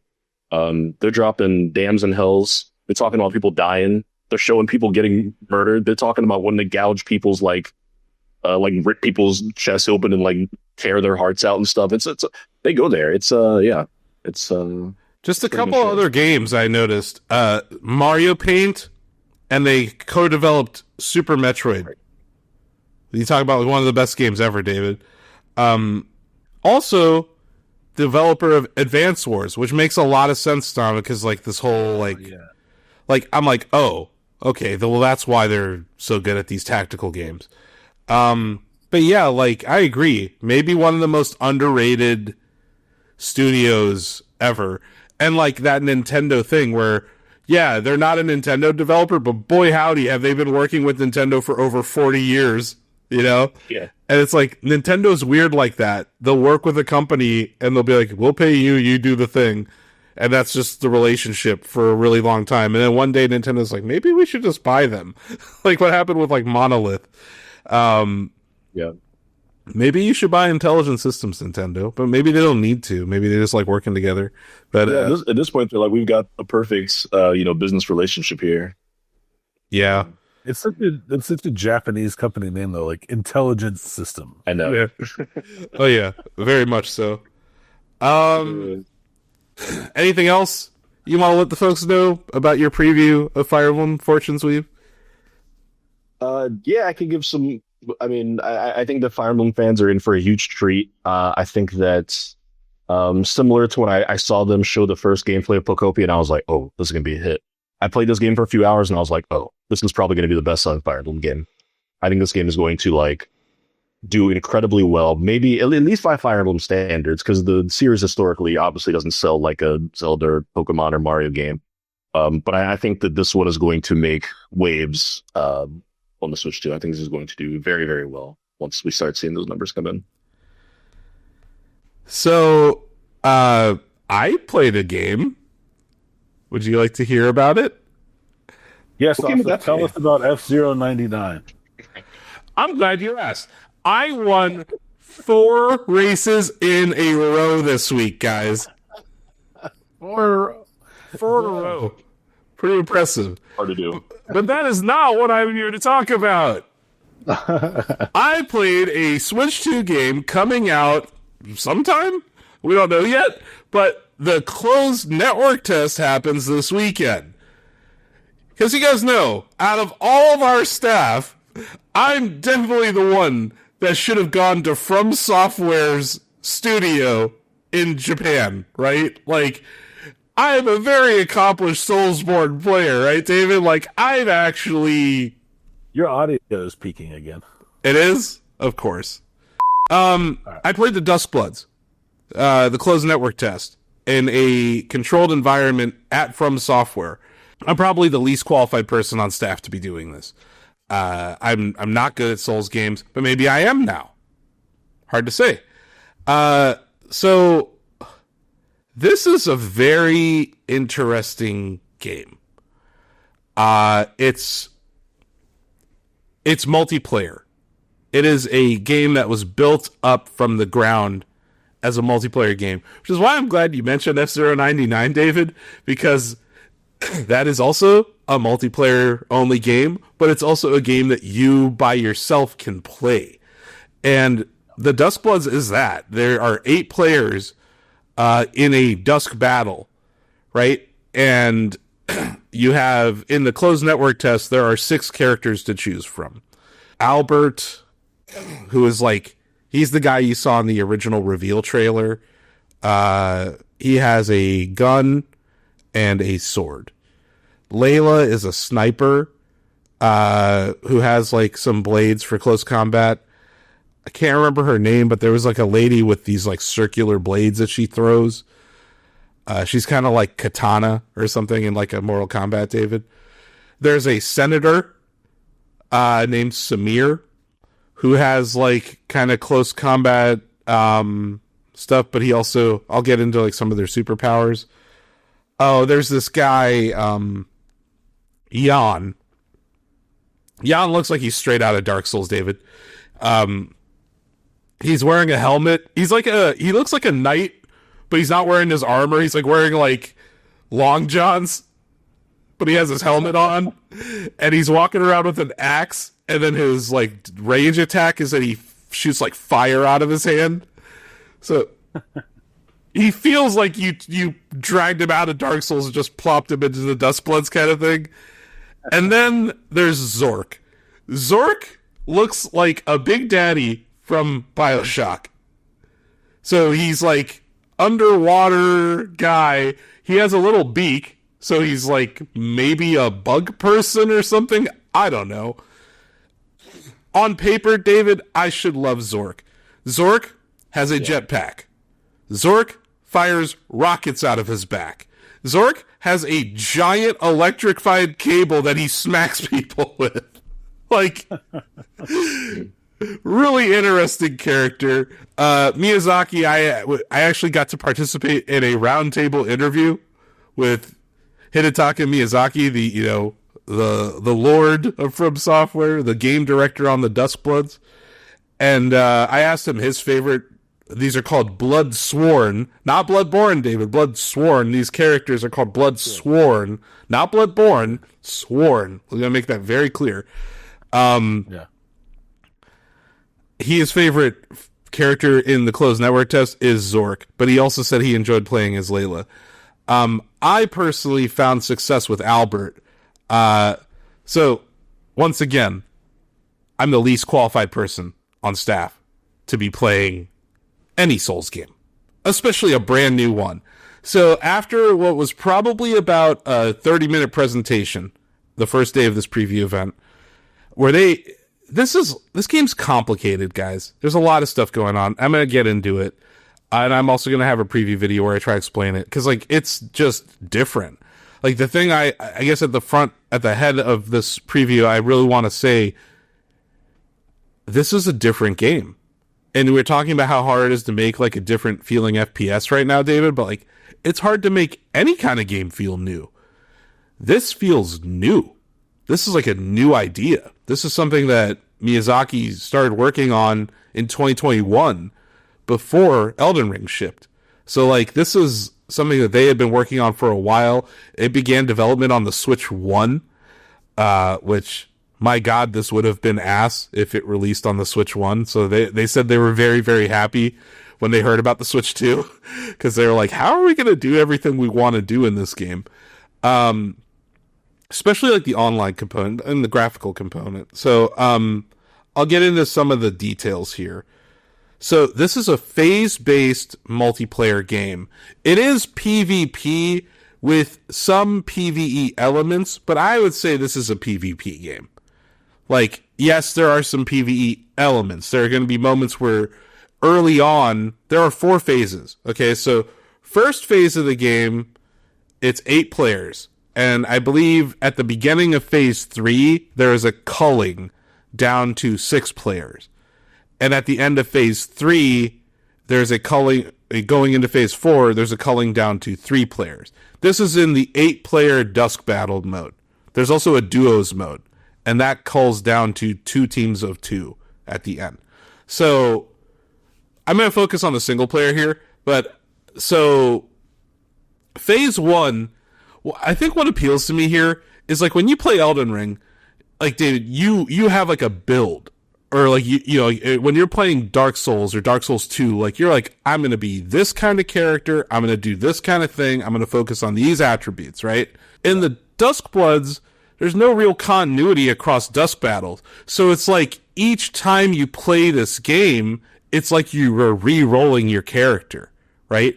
So, but you're also choosing your main, right? You're choosing, okay, I'm going to be Albert this time, or I'm going to be Layla this time. So by choosing those characters, you are going to be okay, well, this guy has a range attack, this guy has a melee attack.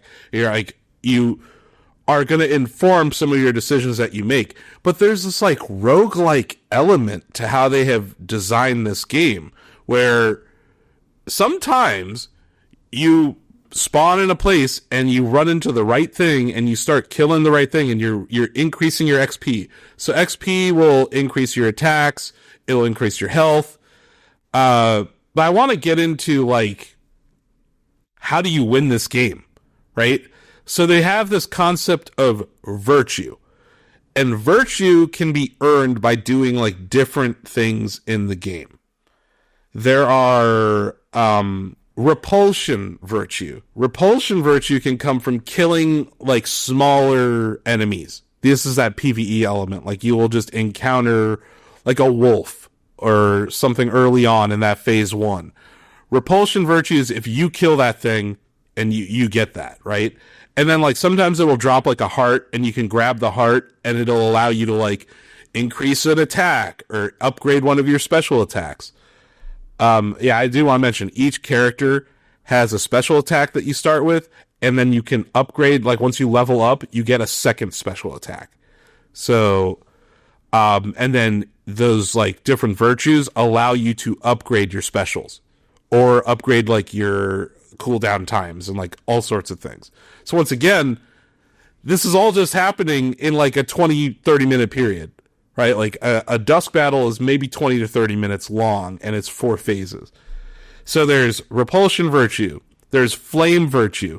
You'll just come across like a guy sitting on a chair with like, it'll be like a purple thing, and you can just like, you hit the Y button and it lights a flame above their head.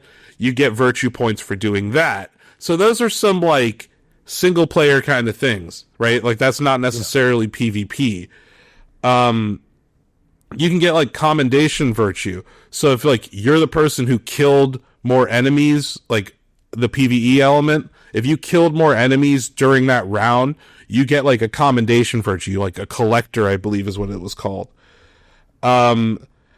And then later on, there's like other stuff, like you'll encounter, they're called trespassers. These are like actual bosses. So like they're just on the level, and they're there from phase 1. So like if you want to, you can just like run in and fight a boss right at the beginning. I wouldn't recommend it because you're level 1, you're going to get rinsed. But like I'm more of a pacifist in this game those first few rounds. So like I was kind of avoiding the trespassers, but you do get virtue for taking down a trespasser. It's also repulsion virtue, but it's like more points than you would get for like those smaller enemies. Yeah. So as you go to phase 2, I believe it's at the end of phase 2 or the beginning of phase 3, these ritual sites appear. And now ritual sites kind of funnel players into this situation, because if you go to the ritual site and you pledge to the ritual, you get pledge virtue. But here's the interesting thing. Here's where things get really fucking weird. You're incentivized to kill your opponents at ritual sites. You can kill them in phase 1 and in early parts of phase 2, but you don't get any virtue for it.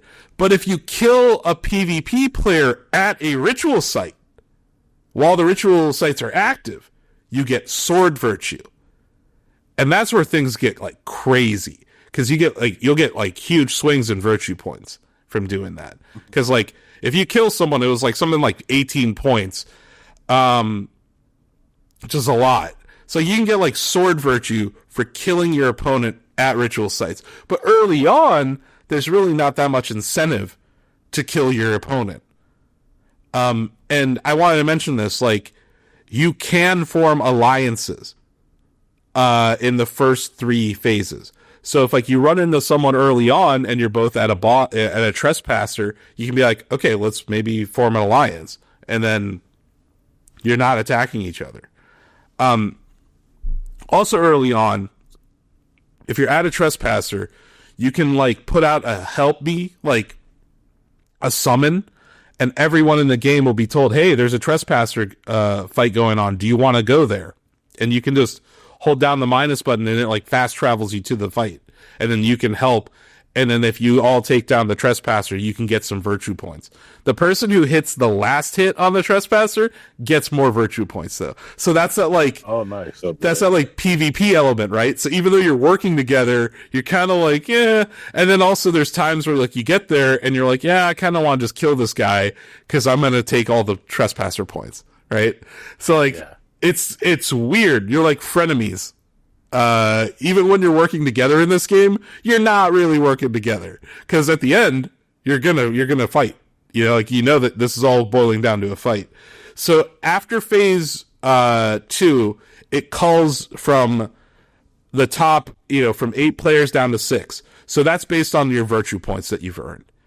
So there were times where like I had like maybe 2 virtue points and I'd get knocked out, and there were times where I was like doing really well, and that goes back to that like the roguelike element. Like there's kind of a little bit of RNG or just a strategy to like where you decide to spawn. This is like a map It's like a static map. Like the level did not change. It was only one level. They said there will be multiple levels in this game when it ships, like the final version. But the closed network test only has one level. I believe it's called, can't remember what it was called. Lowen Row City. There's like a clock tower at the center of the level. Oh, there are like random events that happen in between phases. So one was like the clock tower event, and the person who gets to the top of the clock tower and rings the bell, you get virtue for doing that. One time there were like star fragments falling from the sky, and if you like got the star fragment, you got virtue for it. Here's what I learned, because I got destroyed when I had a star fragment on me. When you have a star fragment on you, everyone on the map knows where you are. Oh shit. Yeah, so I was like a marked man, and like I had this like this Souls YouTuber from Australia like hunting me, and then like after the match, he's like, "By the way, I saw you on the map the whole time." I'm like, "Oh," so like if you get the star fragment event, like don't rush to get him, because you're gonna be a marked man or woman if you do. There was another one where there was like a Zeppelin in the sky. This is a very steampunky world, right? So there's like a Zeppelin, and everyone gets this, it's like a radio where you can call in an airstrike from the Zeppelin on like the PvP enemies or the PvE enemies. Huh. So that's kind of cool. Yeah.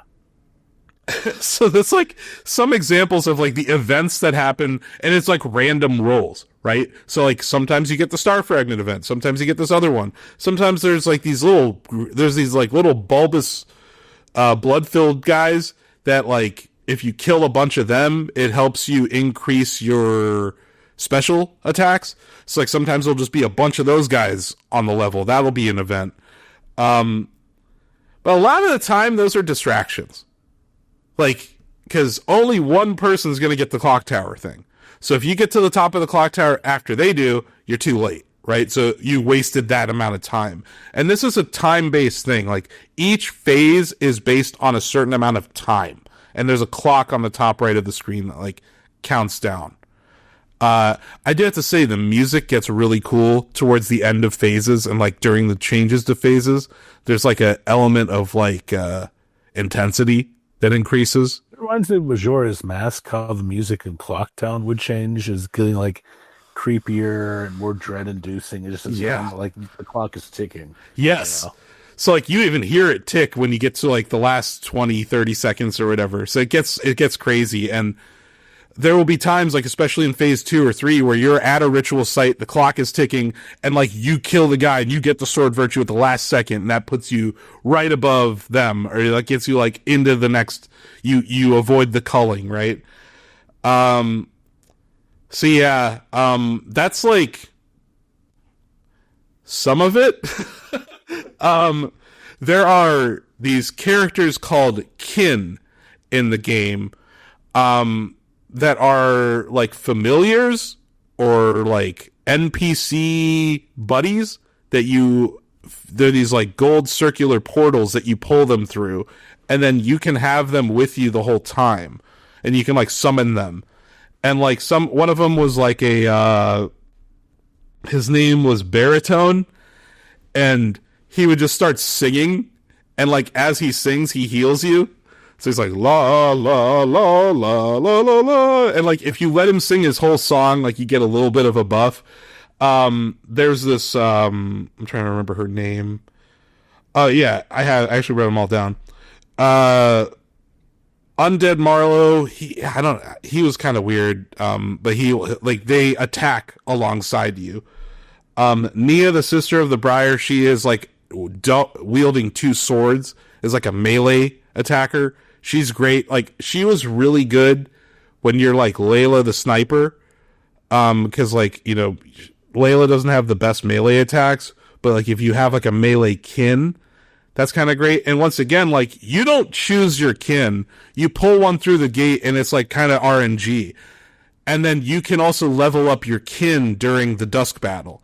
So if you find another gate early on, you can swap out kin. Like, if you get a kin you don't like, you can swap them out. And I did find, like, certain kin work better with certain characters, right? But there's an element of RNG to it. There's also a wolf kin gunslinger Beatrice, so like she's like dual wielding, like kind of old timey like shooter lady. So she's great if you're like maybe like you're Yan and you have that giant axe. She would be great as like a range component for you. So like she's a kin that's available. There's another guy, Thaumaturge. Oh yeah, by the way, Baritone, he suplexes people. It was fucking hilarious. Like I had him upgraded. And, like I was in a late battle, and I just saw him like I was like, I'm not the one who's gonna run in and fight everyone. So I was like kind of hanging back, and Baritone was just suplexing my opponents, and I was cracking up. I'm like, I didn't know what he was doing. It's like one of the first times I was playing the game when I saw him doing that. Yeah. Gargoyle, she heals you. So she's like a passive healer that like, and you can like kill your opponent's kin and then they like respawn over time. So that's like a strategy later in the game too. And then there's, Valentine the Wise. He's a super fat guy. He looks gross as hell.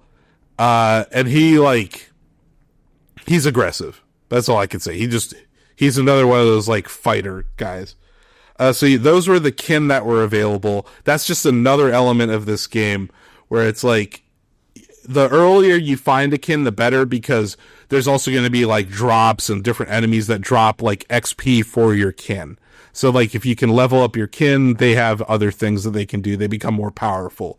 But once again, none of this carries over to the next Dusk battle. This is all just in that 20 to 30 minute run, which I think's kind of different. Right? Like, it's a little different than... Maybe it's a little more similar to Night Rain, but it's different than most of the other games that From Software has ever made. But yeah, those are the kin. Okay, sorry, I do have their names. Trang Lan was the lady with the circular, like, blades.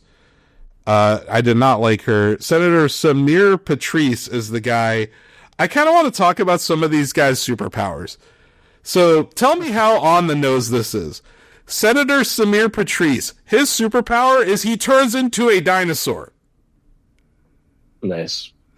And like the funniest shit happens, man. Like I'll get to the last phase. I've been kind of dancing around that right now. But I saw him like literally turn into a dinosaur, bite someone, and throw them off the level. And that was like how you killed him. So that was kind of cool. Albert has this, his first attack is like he throws like blood blades at you, but then his like super attack or whatever, he fires a laser out of his hand.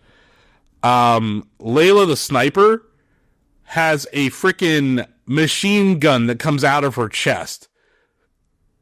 So that's kind of wild. Yeah. Zork has the freaking rockets that shoot out of his back. But yeah, those are, I didn't like the contrast between the massive chain gun in her chest and then sniping. Like one requires a lot of precision and care and timing. The other one's just like spray and pray. Oh yeah. You know? Oh yeah. And you like, you know how you can like lock on to enemies in Souls games, like the Z targeting or whatever. Yeah. You can't do that when you have the chain gun out. You're just kind of, that makes sense. Yeah. You are just kind of spray and praying. Zork, you can literally like yeet yourself at enemies with the jetpack. And like an example of this was there's this trespasser called the Lady of the Bog, who I will have nightmares about. This is it's a lady that was turned into a frog, Donovan. She has multiple rows of human teeth and what appear to be breasts. Okay. The fan artist will have fun with her. Yes. But my God, like you get chewed up and spit out by her, like it's. I will have nightmares about that for a really long time. I mean, they make some really disgusting creatures. I think the hand spiders from Elden Ring are in like the Hall of Fame of things I'll never be able to unsee. So yeah, yeah. So yeah, there is a. I have more gameplay components I want to talk about before I get to the end of this. This is a lot of shit, guys. So when you select a character, you can choose to be a sigil. And you can be a sigil of a swarmed enemy, a sigil of the Eye of Moralis, a sigil of an old friend, or a sigil of love ephemeral. So when you're a sigil of a sworn enemy, basically the game will choose another character that you are like their rival. So there's like a game within a game thing. So if you kill, I believe it's Other Virtue, but if you kill the person that's like your sworn enemy during any of the phases, you get virtue points for that on top of the other thing, or vice versa. Like if you kill the person that like is your sworn enemy. So that's just like another thing they add. It's optional, but if let's say like you don't choose to be a sigil, but someone does, and they're your sigil, you can still get virtue points for killing them because they're you're their sworn enemy kind of thing, or vice versa. So that's kind of interesting. The game does feature a tutorial. There are 4 different like tutorials. During the interview, I asked Miyazaki like, what was it like working with Nintendo, like from the ground up on a game? And he's like, we have historically not been great at tutorials and onboarding. So like that was something that Nintendo actually did help them with. I think this game is it's not that it's complicated, but like when I explain it to you, it's a lot of shit. Like I was like, is there a quiz at the end of this? But like once you play the game, it all starts to come together pretty quickly. Like you're like, okay, I get this, I understand the kin. But even after a while, I was like, wait, what button does this? How do I summon this? Like what, and then you start to find all these different items. There's like items that there's like flaming flasks you can throw. Yeah, there's a lot of wild shit going on. Oh yeah, by the way, I think like, God, I can't remember who it was. There's a character where like their special power is like they teleport really quickly. I think it might be Layla. So like you like disappear and then reappear like far away from your enemy. Oh. I think that was Layla. I really, really liked playing as Layla. Which historically I never play as snipers in games at all. But like as you level her up, she like starts to get headshots and like that takes out enemies really quickly. Oh yeah, another gameplay mechanic I didn't mention yet.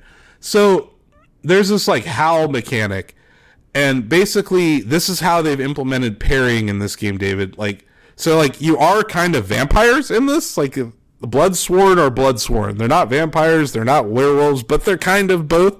So if you're about to get hit by an enemy and you like howl at them at the right time, it staggers them, and then you can hit the right shoulder button and bite them. And when you bite them, you gain a little bit of health, and they start fighting for you. Oh, interesting. So you can have like a bunch of NPCs like fighting alongside you against the other NPCs, or even your PvP opponents. So that's kind of interesting.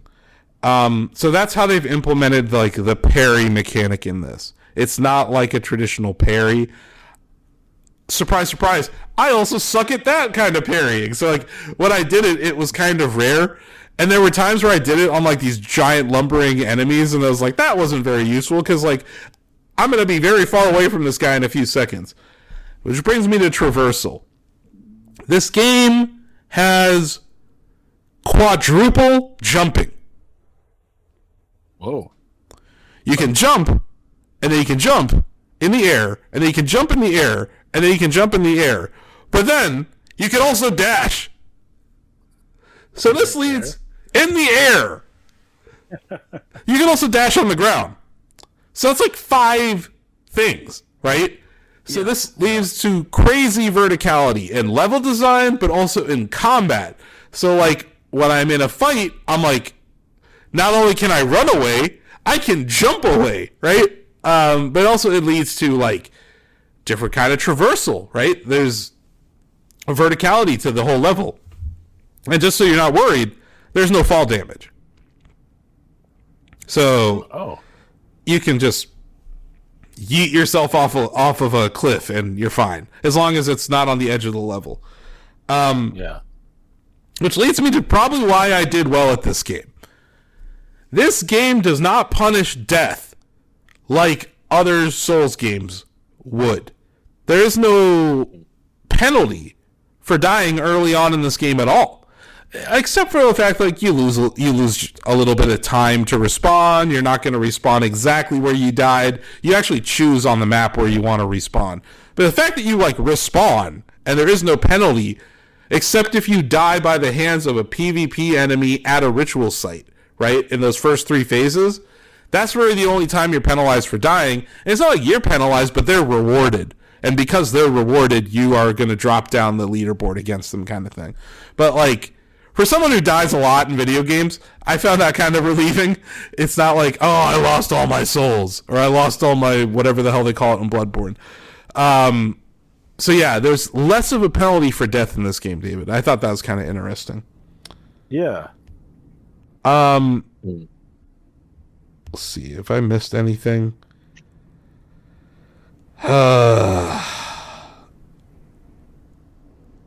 No. Okay.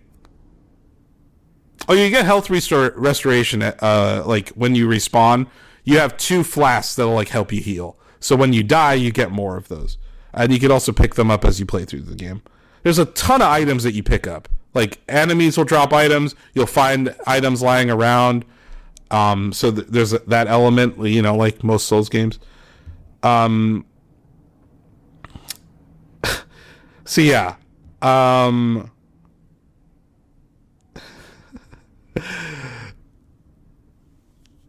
gotta talk about this last battle.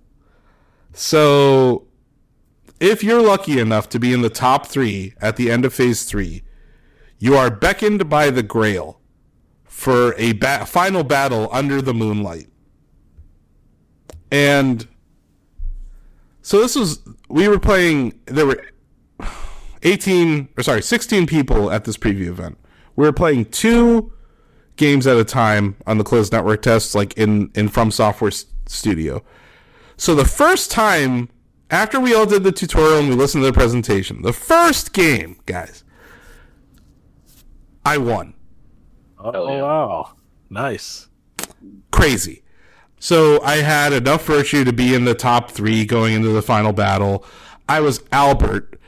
Albert is like the Mario of this game, in my opinion. Like, he's like going to be, you know, Mario's not the best character necessarily, but he's very balanced in most of those Mario sports games or Kart or whatever, right? Or even Smash. Albert is like that. Albert has a good gun. Albert has decent melee attack, and he has that laser, and he has like the blood knives or whatever.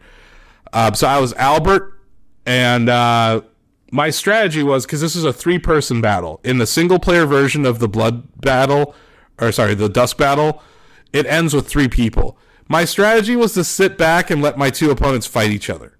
Because the way this works, you get 1 respawn in the final battle.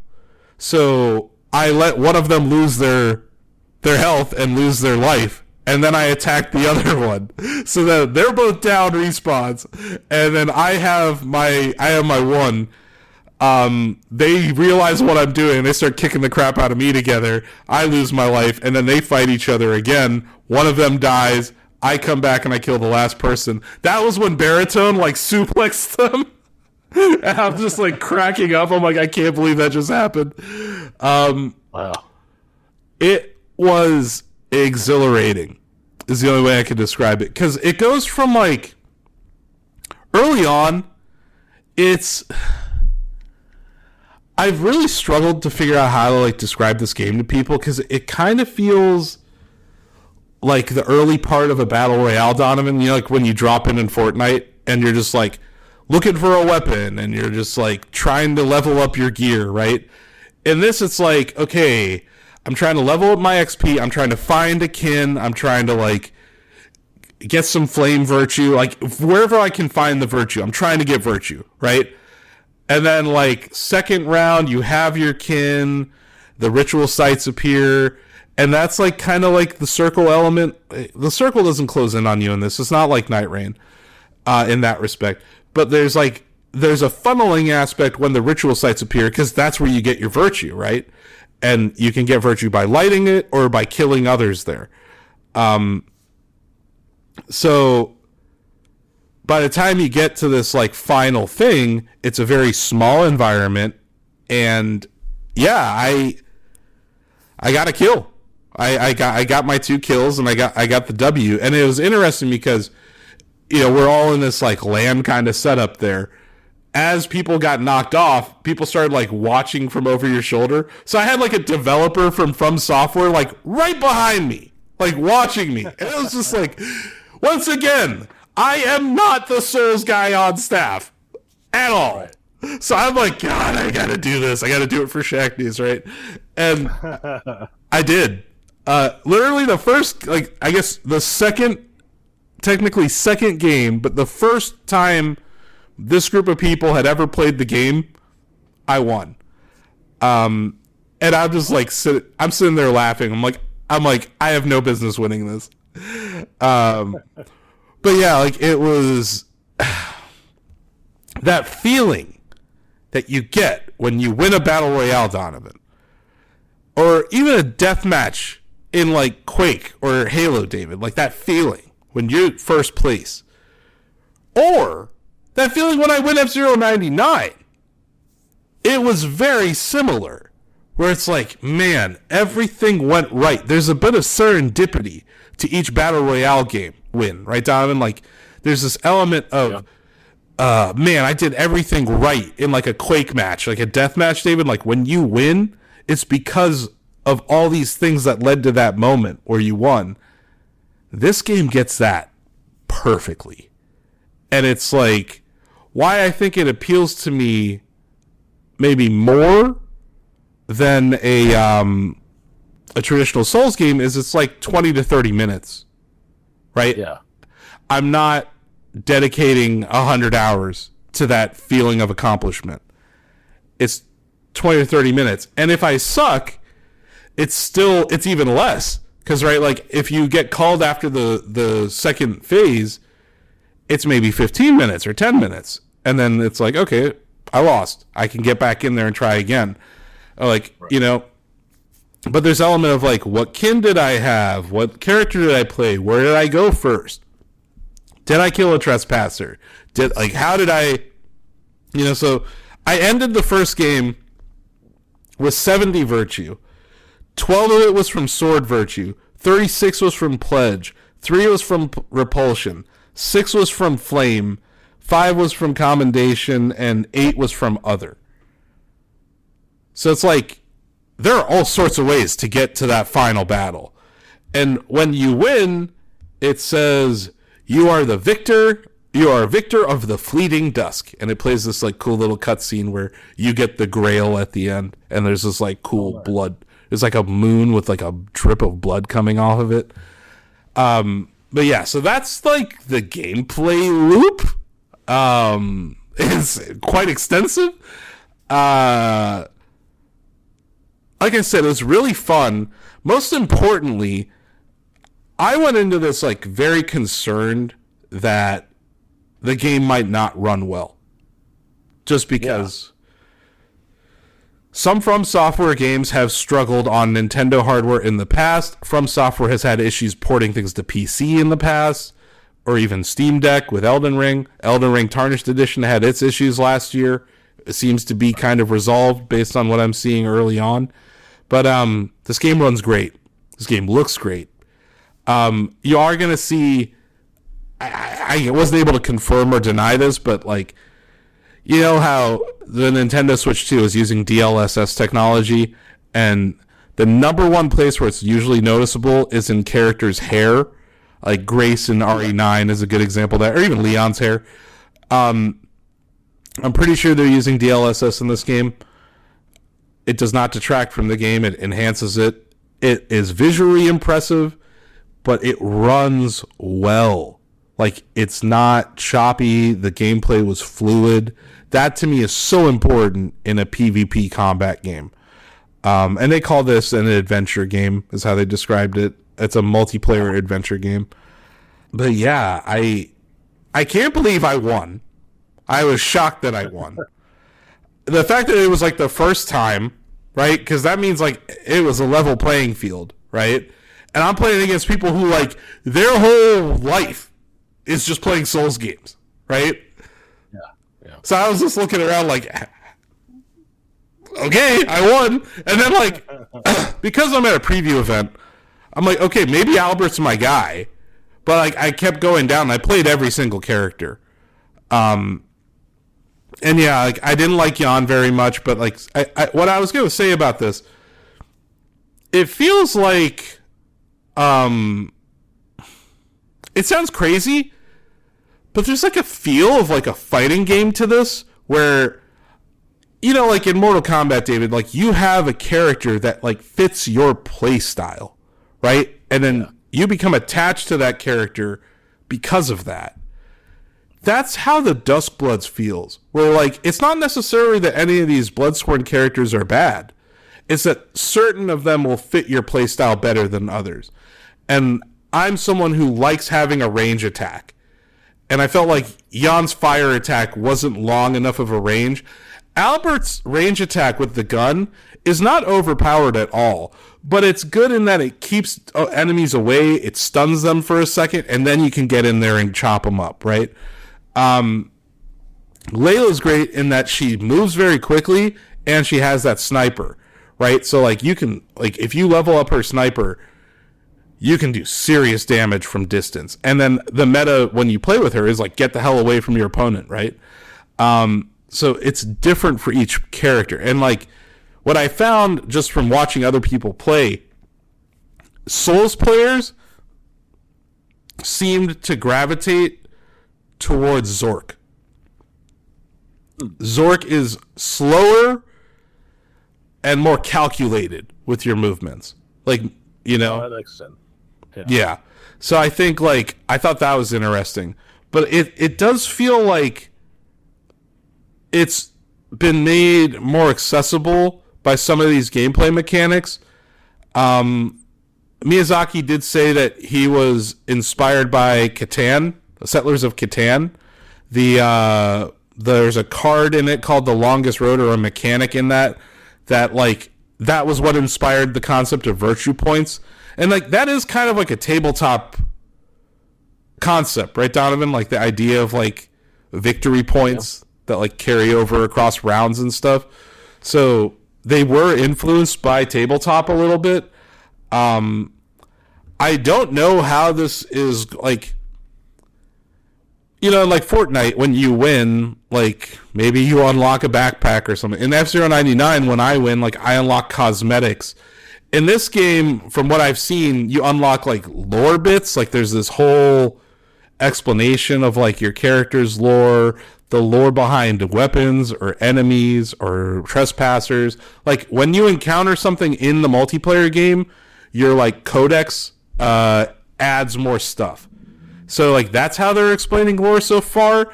But like we've only seen a little bit. There's this like hub world where we only got to see part of it. So maybe there's more there. But I am curious, like, how are they going to keep players interested in playing this like over time? How will they make it feel? Is that feeling of winning going to be the reward, or is there going to be some kind of unlockable thing or cosmetic thing? Like, what's going to be that live service hook that keeps people coming back, right? That was like one of the main questions I had. They didn't really answer that in the interview session that we did. But yeah, as someone who's like not crazy into Souls games, like I love this game. Like I think it's great. I think it's different. It's different. Even from like a From Software perspective, this game's different. There were ideas, Miyazaki said there are ideas that come up while they're making their single player focused games that they're like, hey, that would be cool for a multiplayer game. So they would just like put it in a notebook and like put it down. And there's ideas that came up while they were making the Duskbloods where they're like, hey, that would be cool in a single player game. So there's like probably some new single player game that they're going to make with some ideas that came up during the Duskbloods. He did talk about some of the limitations of the Switch 1 early in development. They considered making their characters very small just so it would take up less resources. Luckily, they didn't have to do that. He said they would be like the 3 heads high, so they would have been very small characters. But luckily, they didn't have to do that. Interesting though. I think I covered. Oh yeah, there's a duos mode. So that's okay. They probably got that. People like demanded that in Night Rain. So yeah, there, like put it in from the jump. Yeah, so that is a little weird in that you can teleport to your friend using this flask, right? And that'll teleport you to your teammate. Or you can just kind of do your own thing and then come together at the end. So the way it works is your virtue points are added together, and then your leaderboard ranking is based on that. So you'll have like 2 virtue stats, your number and then your combined number. And then, yeah, it filters from, I think it's like 4 teams to 3 teams to 2 teams. And then that final battle under the moon is just 2 teams. And in that case, yeah, you only have 2 lives for 2 players. So if one of you die, the other one dies, they're gone. And then it's just you. So you only have 1 respawn for both players. So it is a little bit higher stakes there at the end. Yeah. But yeah, I won at that too. It's crazy. Nice. I want to say it was me and this guy from IGN Brazil. We were both Albert, and we won. So you can play as the same character. Yeah. Okay. Yeah, you can choose whatever you want. So there's going to be ditto matches and stuff like that. But yeah, like it does feel like, oddly enough, like I bring up these 3 different genres. Like there's the battle royale, which obviously this isn't a battle royale. There's only 8 players. And then I bring up roguelike just because of that. Like each Dusk battle feels different. There's an element of randomness to like where you spawn. Like you can choose where you spawn, but like sometimes the trespasser won't be here yet, or sometimes you'll run into someone early who kills you, and then you get set back. What kin you get is kind of random. If there is like a sigil, that if you have like an enemy like throughout the entire game, the events that appear, like if there is the clock tower event in this example, that changes things. So there were times where like I struggled to get to like 6 virtue points, and then there's other times where I'm like sitting at like 50 going into the last phase. So I think that element of randomness is going to lead to replayability. I don't know if I personally preferred the single player experience more than the duos experience. But we played duos for a while the second day of the preview event. But yeah, I really enjoyed the single player of it. And like it comes back to like being able to pick up the game, be like, okay, I'm going to put in 20, 30 minutes and then I'm going to be on with my day. Like, I think that's cool. I'm really curious how you feel about this game when you play it, David, because I know you're not like that into online multiplayer, but this is maybe the least online multiplayer game I've ever played. It's like, it has elements of it. Yeah, I can say that I could not stand Night Rain. I did not like it at all. So I'm also curious about how I'll feel about the Duskbloods. But Night Rain was co-op. Yeah, it was co-op. Yeah, I think so. The problem, one of my core issues with Night Rain, I think it's an objectively good game. It's just not to my taste, and we felt the same way. The reason is one of the things we enjoy most about Souls games is taking our time, exploring, leveling up, searching every nook and cranny, turning over every rock. It sounds like the pace of this is much more, I don't want to say frenzied because it feels calculated from what you're saying. But like, the pacing just might not be to our taste. But I'm willing to go into this with an open mind and try it out. I do think that is something, it's funny, like the pacing is why I like it, and it might be why you don't. But your style of play is rewarded by the systems in this game. Like Souls players, by the end of the preview event, Souls players understood the meta and were playing the game the way it was supposed to be played, right? And like it feels like it. Yeah, I'm really curious what you think, because yeah, that element of searching for every nook and cranny is rewarded in this. In that you will find like a flame virtue there, or you will find a trespasser or an enemy or like whatever, right? But that ticking clock might be the thing that you dislike the most in this. But it is, I'm curious, because like I know you're not really big into online multiplayer. I'm not really either, but I love F-Zero 99 in that Right. that's me versus 98 other people, and I can pick it up and play it and then put it down. It's like in an era where I just don't have as much time to play like a 200-hour game, I really like how the Duskbloods values my time. Yeah. So that's the thing that appeals to me. And I'm curious, like, as someone, like you said, you like exploring, you like 100%ing games, you like, you know, going back and running RE2, you know, and like doing the things that you do. I'm curious how you feel about the Duskbloods more than almost anyone else on staff, because like I know like Sam loves Night Rain, so he's probably going to eat up the Duskbloods. It was his game of the year last year. Like, that's how strongly he felt about it. Yeah. I'm curious, the closed network test, like I don't know who's in it, who's not in it. I know you can't stream it. Whenever this game comes out, we're going to have to do a staff stream, because it will be... Sounds like the sort of game that would be a lot of fun with friends and colleagues. Yes. Like, just like we played Star Fox about a month or so ago. Like, I could see it being a lot of fun. Yeah, and this game, the closed network test doesn't have it, but Miyazaki did confirm when it ships, it will have private matches.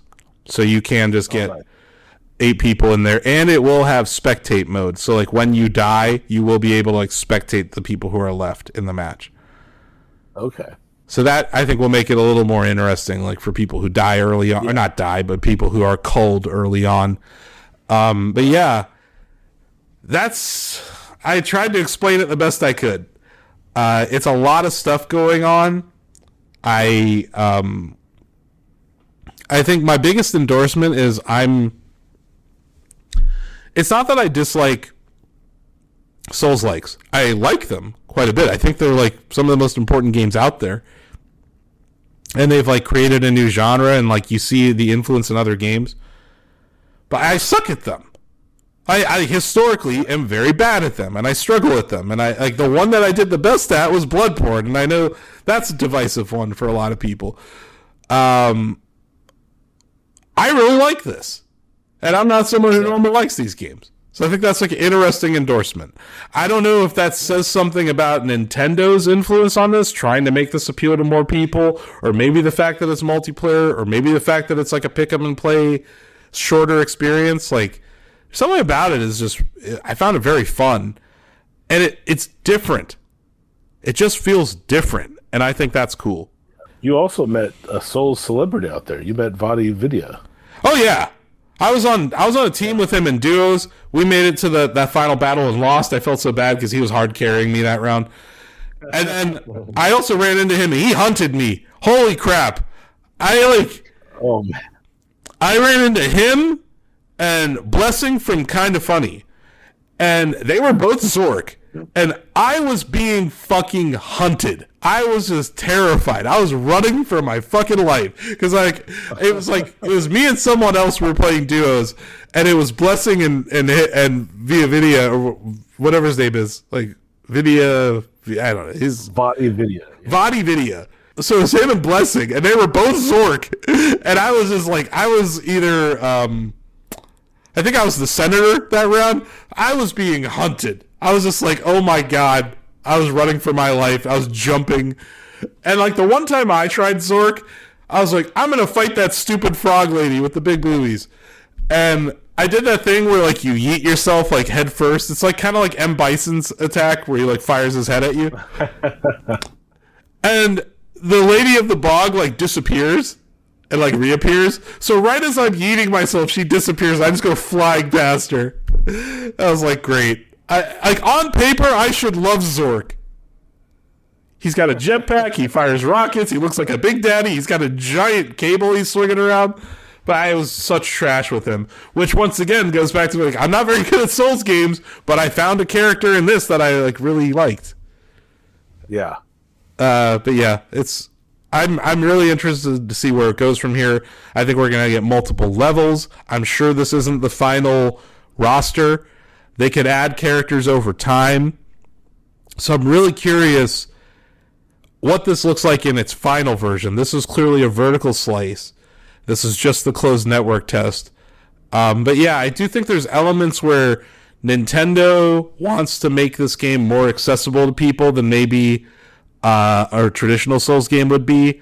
And I think there's a benefit from making this game from the ground up for Switch 2 instead of having to port a game to Switch 2. But yeah. Do you guys have any other questions about it? I think you said that they didn't disclose it, but I was wondering what progression carries over from game to game. But yeah, you don't know yet, right? Okay. I don't know. You would think maybe some kind of skill-based matchmaking would make sense in a game like this. But I don't know. They were very quiet about that. There was no idea either way where they're going with that. Okay. I think the character I'm most interested in is Zork. It sounds like he'd complement my playstyle pretty well. Yeah. I think Zork, you might end up being better with Jan than most people. And then, yeah, like I'm more of a Albert, Layla kind of a player. But yeah, like I've seen a lot of people gravitate to Zork. By the end of like the 2-day event, a lot of people were playing as Zork. And it was like, it's that meme. I was like, oops, all Zorks. Like, it was like, I could just, whenever this game comes out, we're going to have to stream it. It's going to be very fun as a staff to stream it. Just the amount of shit talking that would take place, I think would be hilarious. And if I somehow would win among our staff, I would never shut up about it. But, because I have no business winning if we put our team together. Obviously Sam's an accomplished Souls player. Denny plays a ton of Souls games. I know Bill loved Elden Ring. You have a fucking ladle run that you do in Dark Souls 2. So that's why I'm like, there's all sorts of fun things you could do, like no kin, no kin runs, or this obviously isn't going to be a speedrunner game, but I'm just curious how it's going to be interesting to see once the creators actually get their hands on this and can create content and do streams. I think it's going to be fun. And it's just different, man. There's nothing like this on Switch 2. At all. Yeah. That's what I was thinking. If this game comes out this year, I feel like the world at large is going to be playing GTA 6. But if you're a Switch 2 only player, you're going to be eating well if you're a hardcore player, because you've got Zelda for single player and Duskbloods for multiplayer. Again, that's assuming Duskbloods comes out this year. Yeah. But Nintendo's covering their bases with this. And it's like we talked about. There are a lot of people out there who are FromSoft fans who are going to buy a Switch 2 for this game. I think that says something. Yeah. And by the way, Splatoon Raiders is really fucking good. I'm digging that game. It is good. It gets hard. That game gets hard, which I was not expecting. Because Salmon Run and all the other stuff they've done had kind of been easy. This is hard. You gotta level up your character and shit. It's very much Borderlands Splatoon, which appeals to me. Even though I'm playing it single player, I am digging it. Because my internet has been spotty, not here in Tokyo, but when I'm in the other town up in the mountains, my internet has been ass. Although that 4 F-Zero games in a row, that was on my shitty internet. So I feel like I should get another one there. Yeah. But yeah, 4 in a row, guys. That's crazy. I don't even know my total. I'd have to pull up my Switch, but yeah, I'm still out there playing F-Zero 99, folks. Don't worry. But yeah, that'll do it for the show. Extra chunky episode, guys. And I know it's late in Ohio, and Donovan, you had a whole fucking day playing 2K and whatever you were doing. Yep. using Steve Ballmer's toilets. True. I like the idea that are his toilets.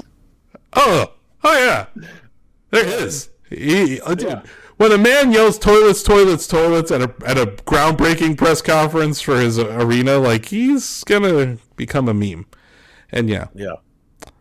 So yeah, that'll do it. If you like this podcast, which, man, I hope you do, because this was a long one, hit the like, follow, and subscribe. Go to your local podcast facility. Vote for This Week in Switch 2. Say we're the best podcast ever. Definitely check out our YouTube channel and the website. There's going to be a lot more content for the Duskbloods there. I did participate in a 45-minute roundtable interview with Hidetaka Miyazaki. Got to ask him a couple questions, but also some other great journalists were there asking questions.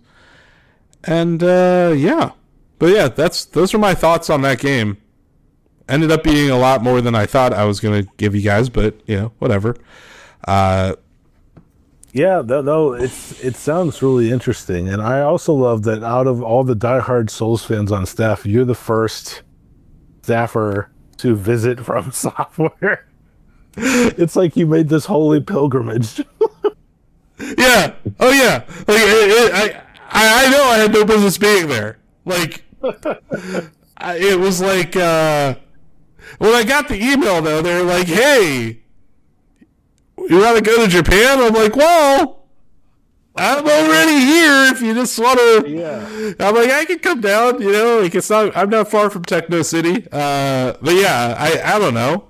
I feel like I'm gonna give you a different take than someone. Like, honestly, like, the fact that I like this game and I'm not some just like blatant From Software stan, like, I think that might mean something. And maybe it means something about who they're targeting here too. But yeah, I completely. I want to make this video where it's just people saying it should have been me, like, because yeah, I totally. In terms of Souls emotes, like, you could do the there's like war cry where you're like, yeah, and then Sam and I could be like. Yeah, like, cause, but yeah, if you guys want to do that, I'm down to put together a video where I had no business being the guy that went to this thing. But yeah, thanks for listening, everybody. We'll see you next time. Bye-bye.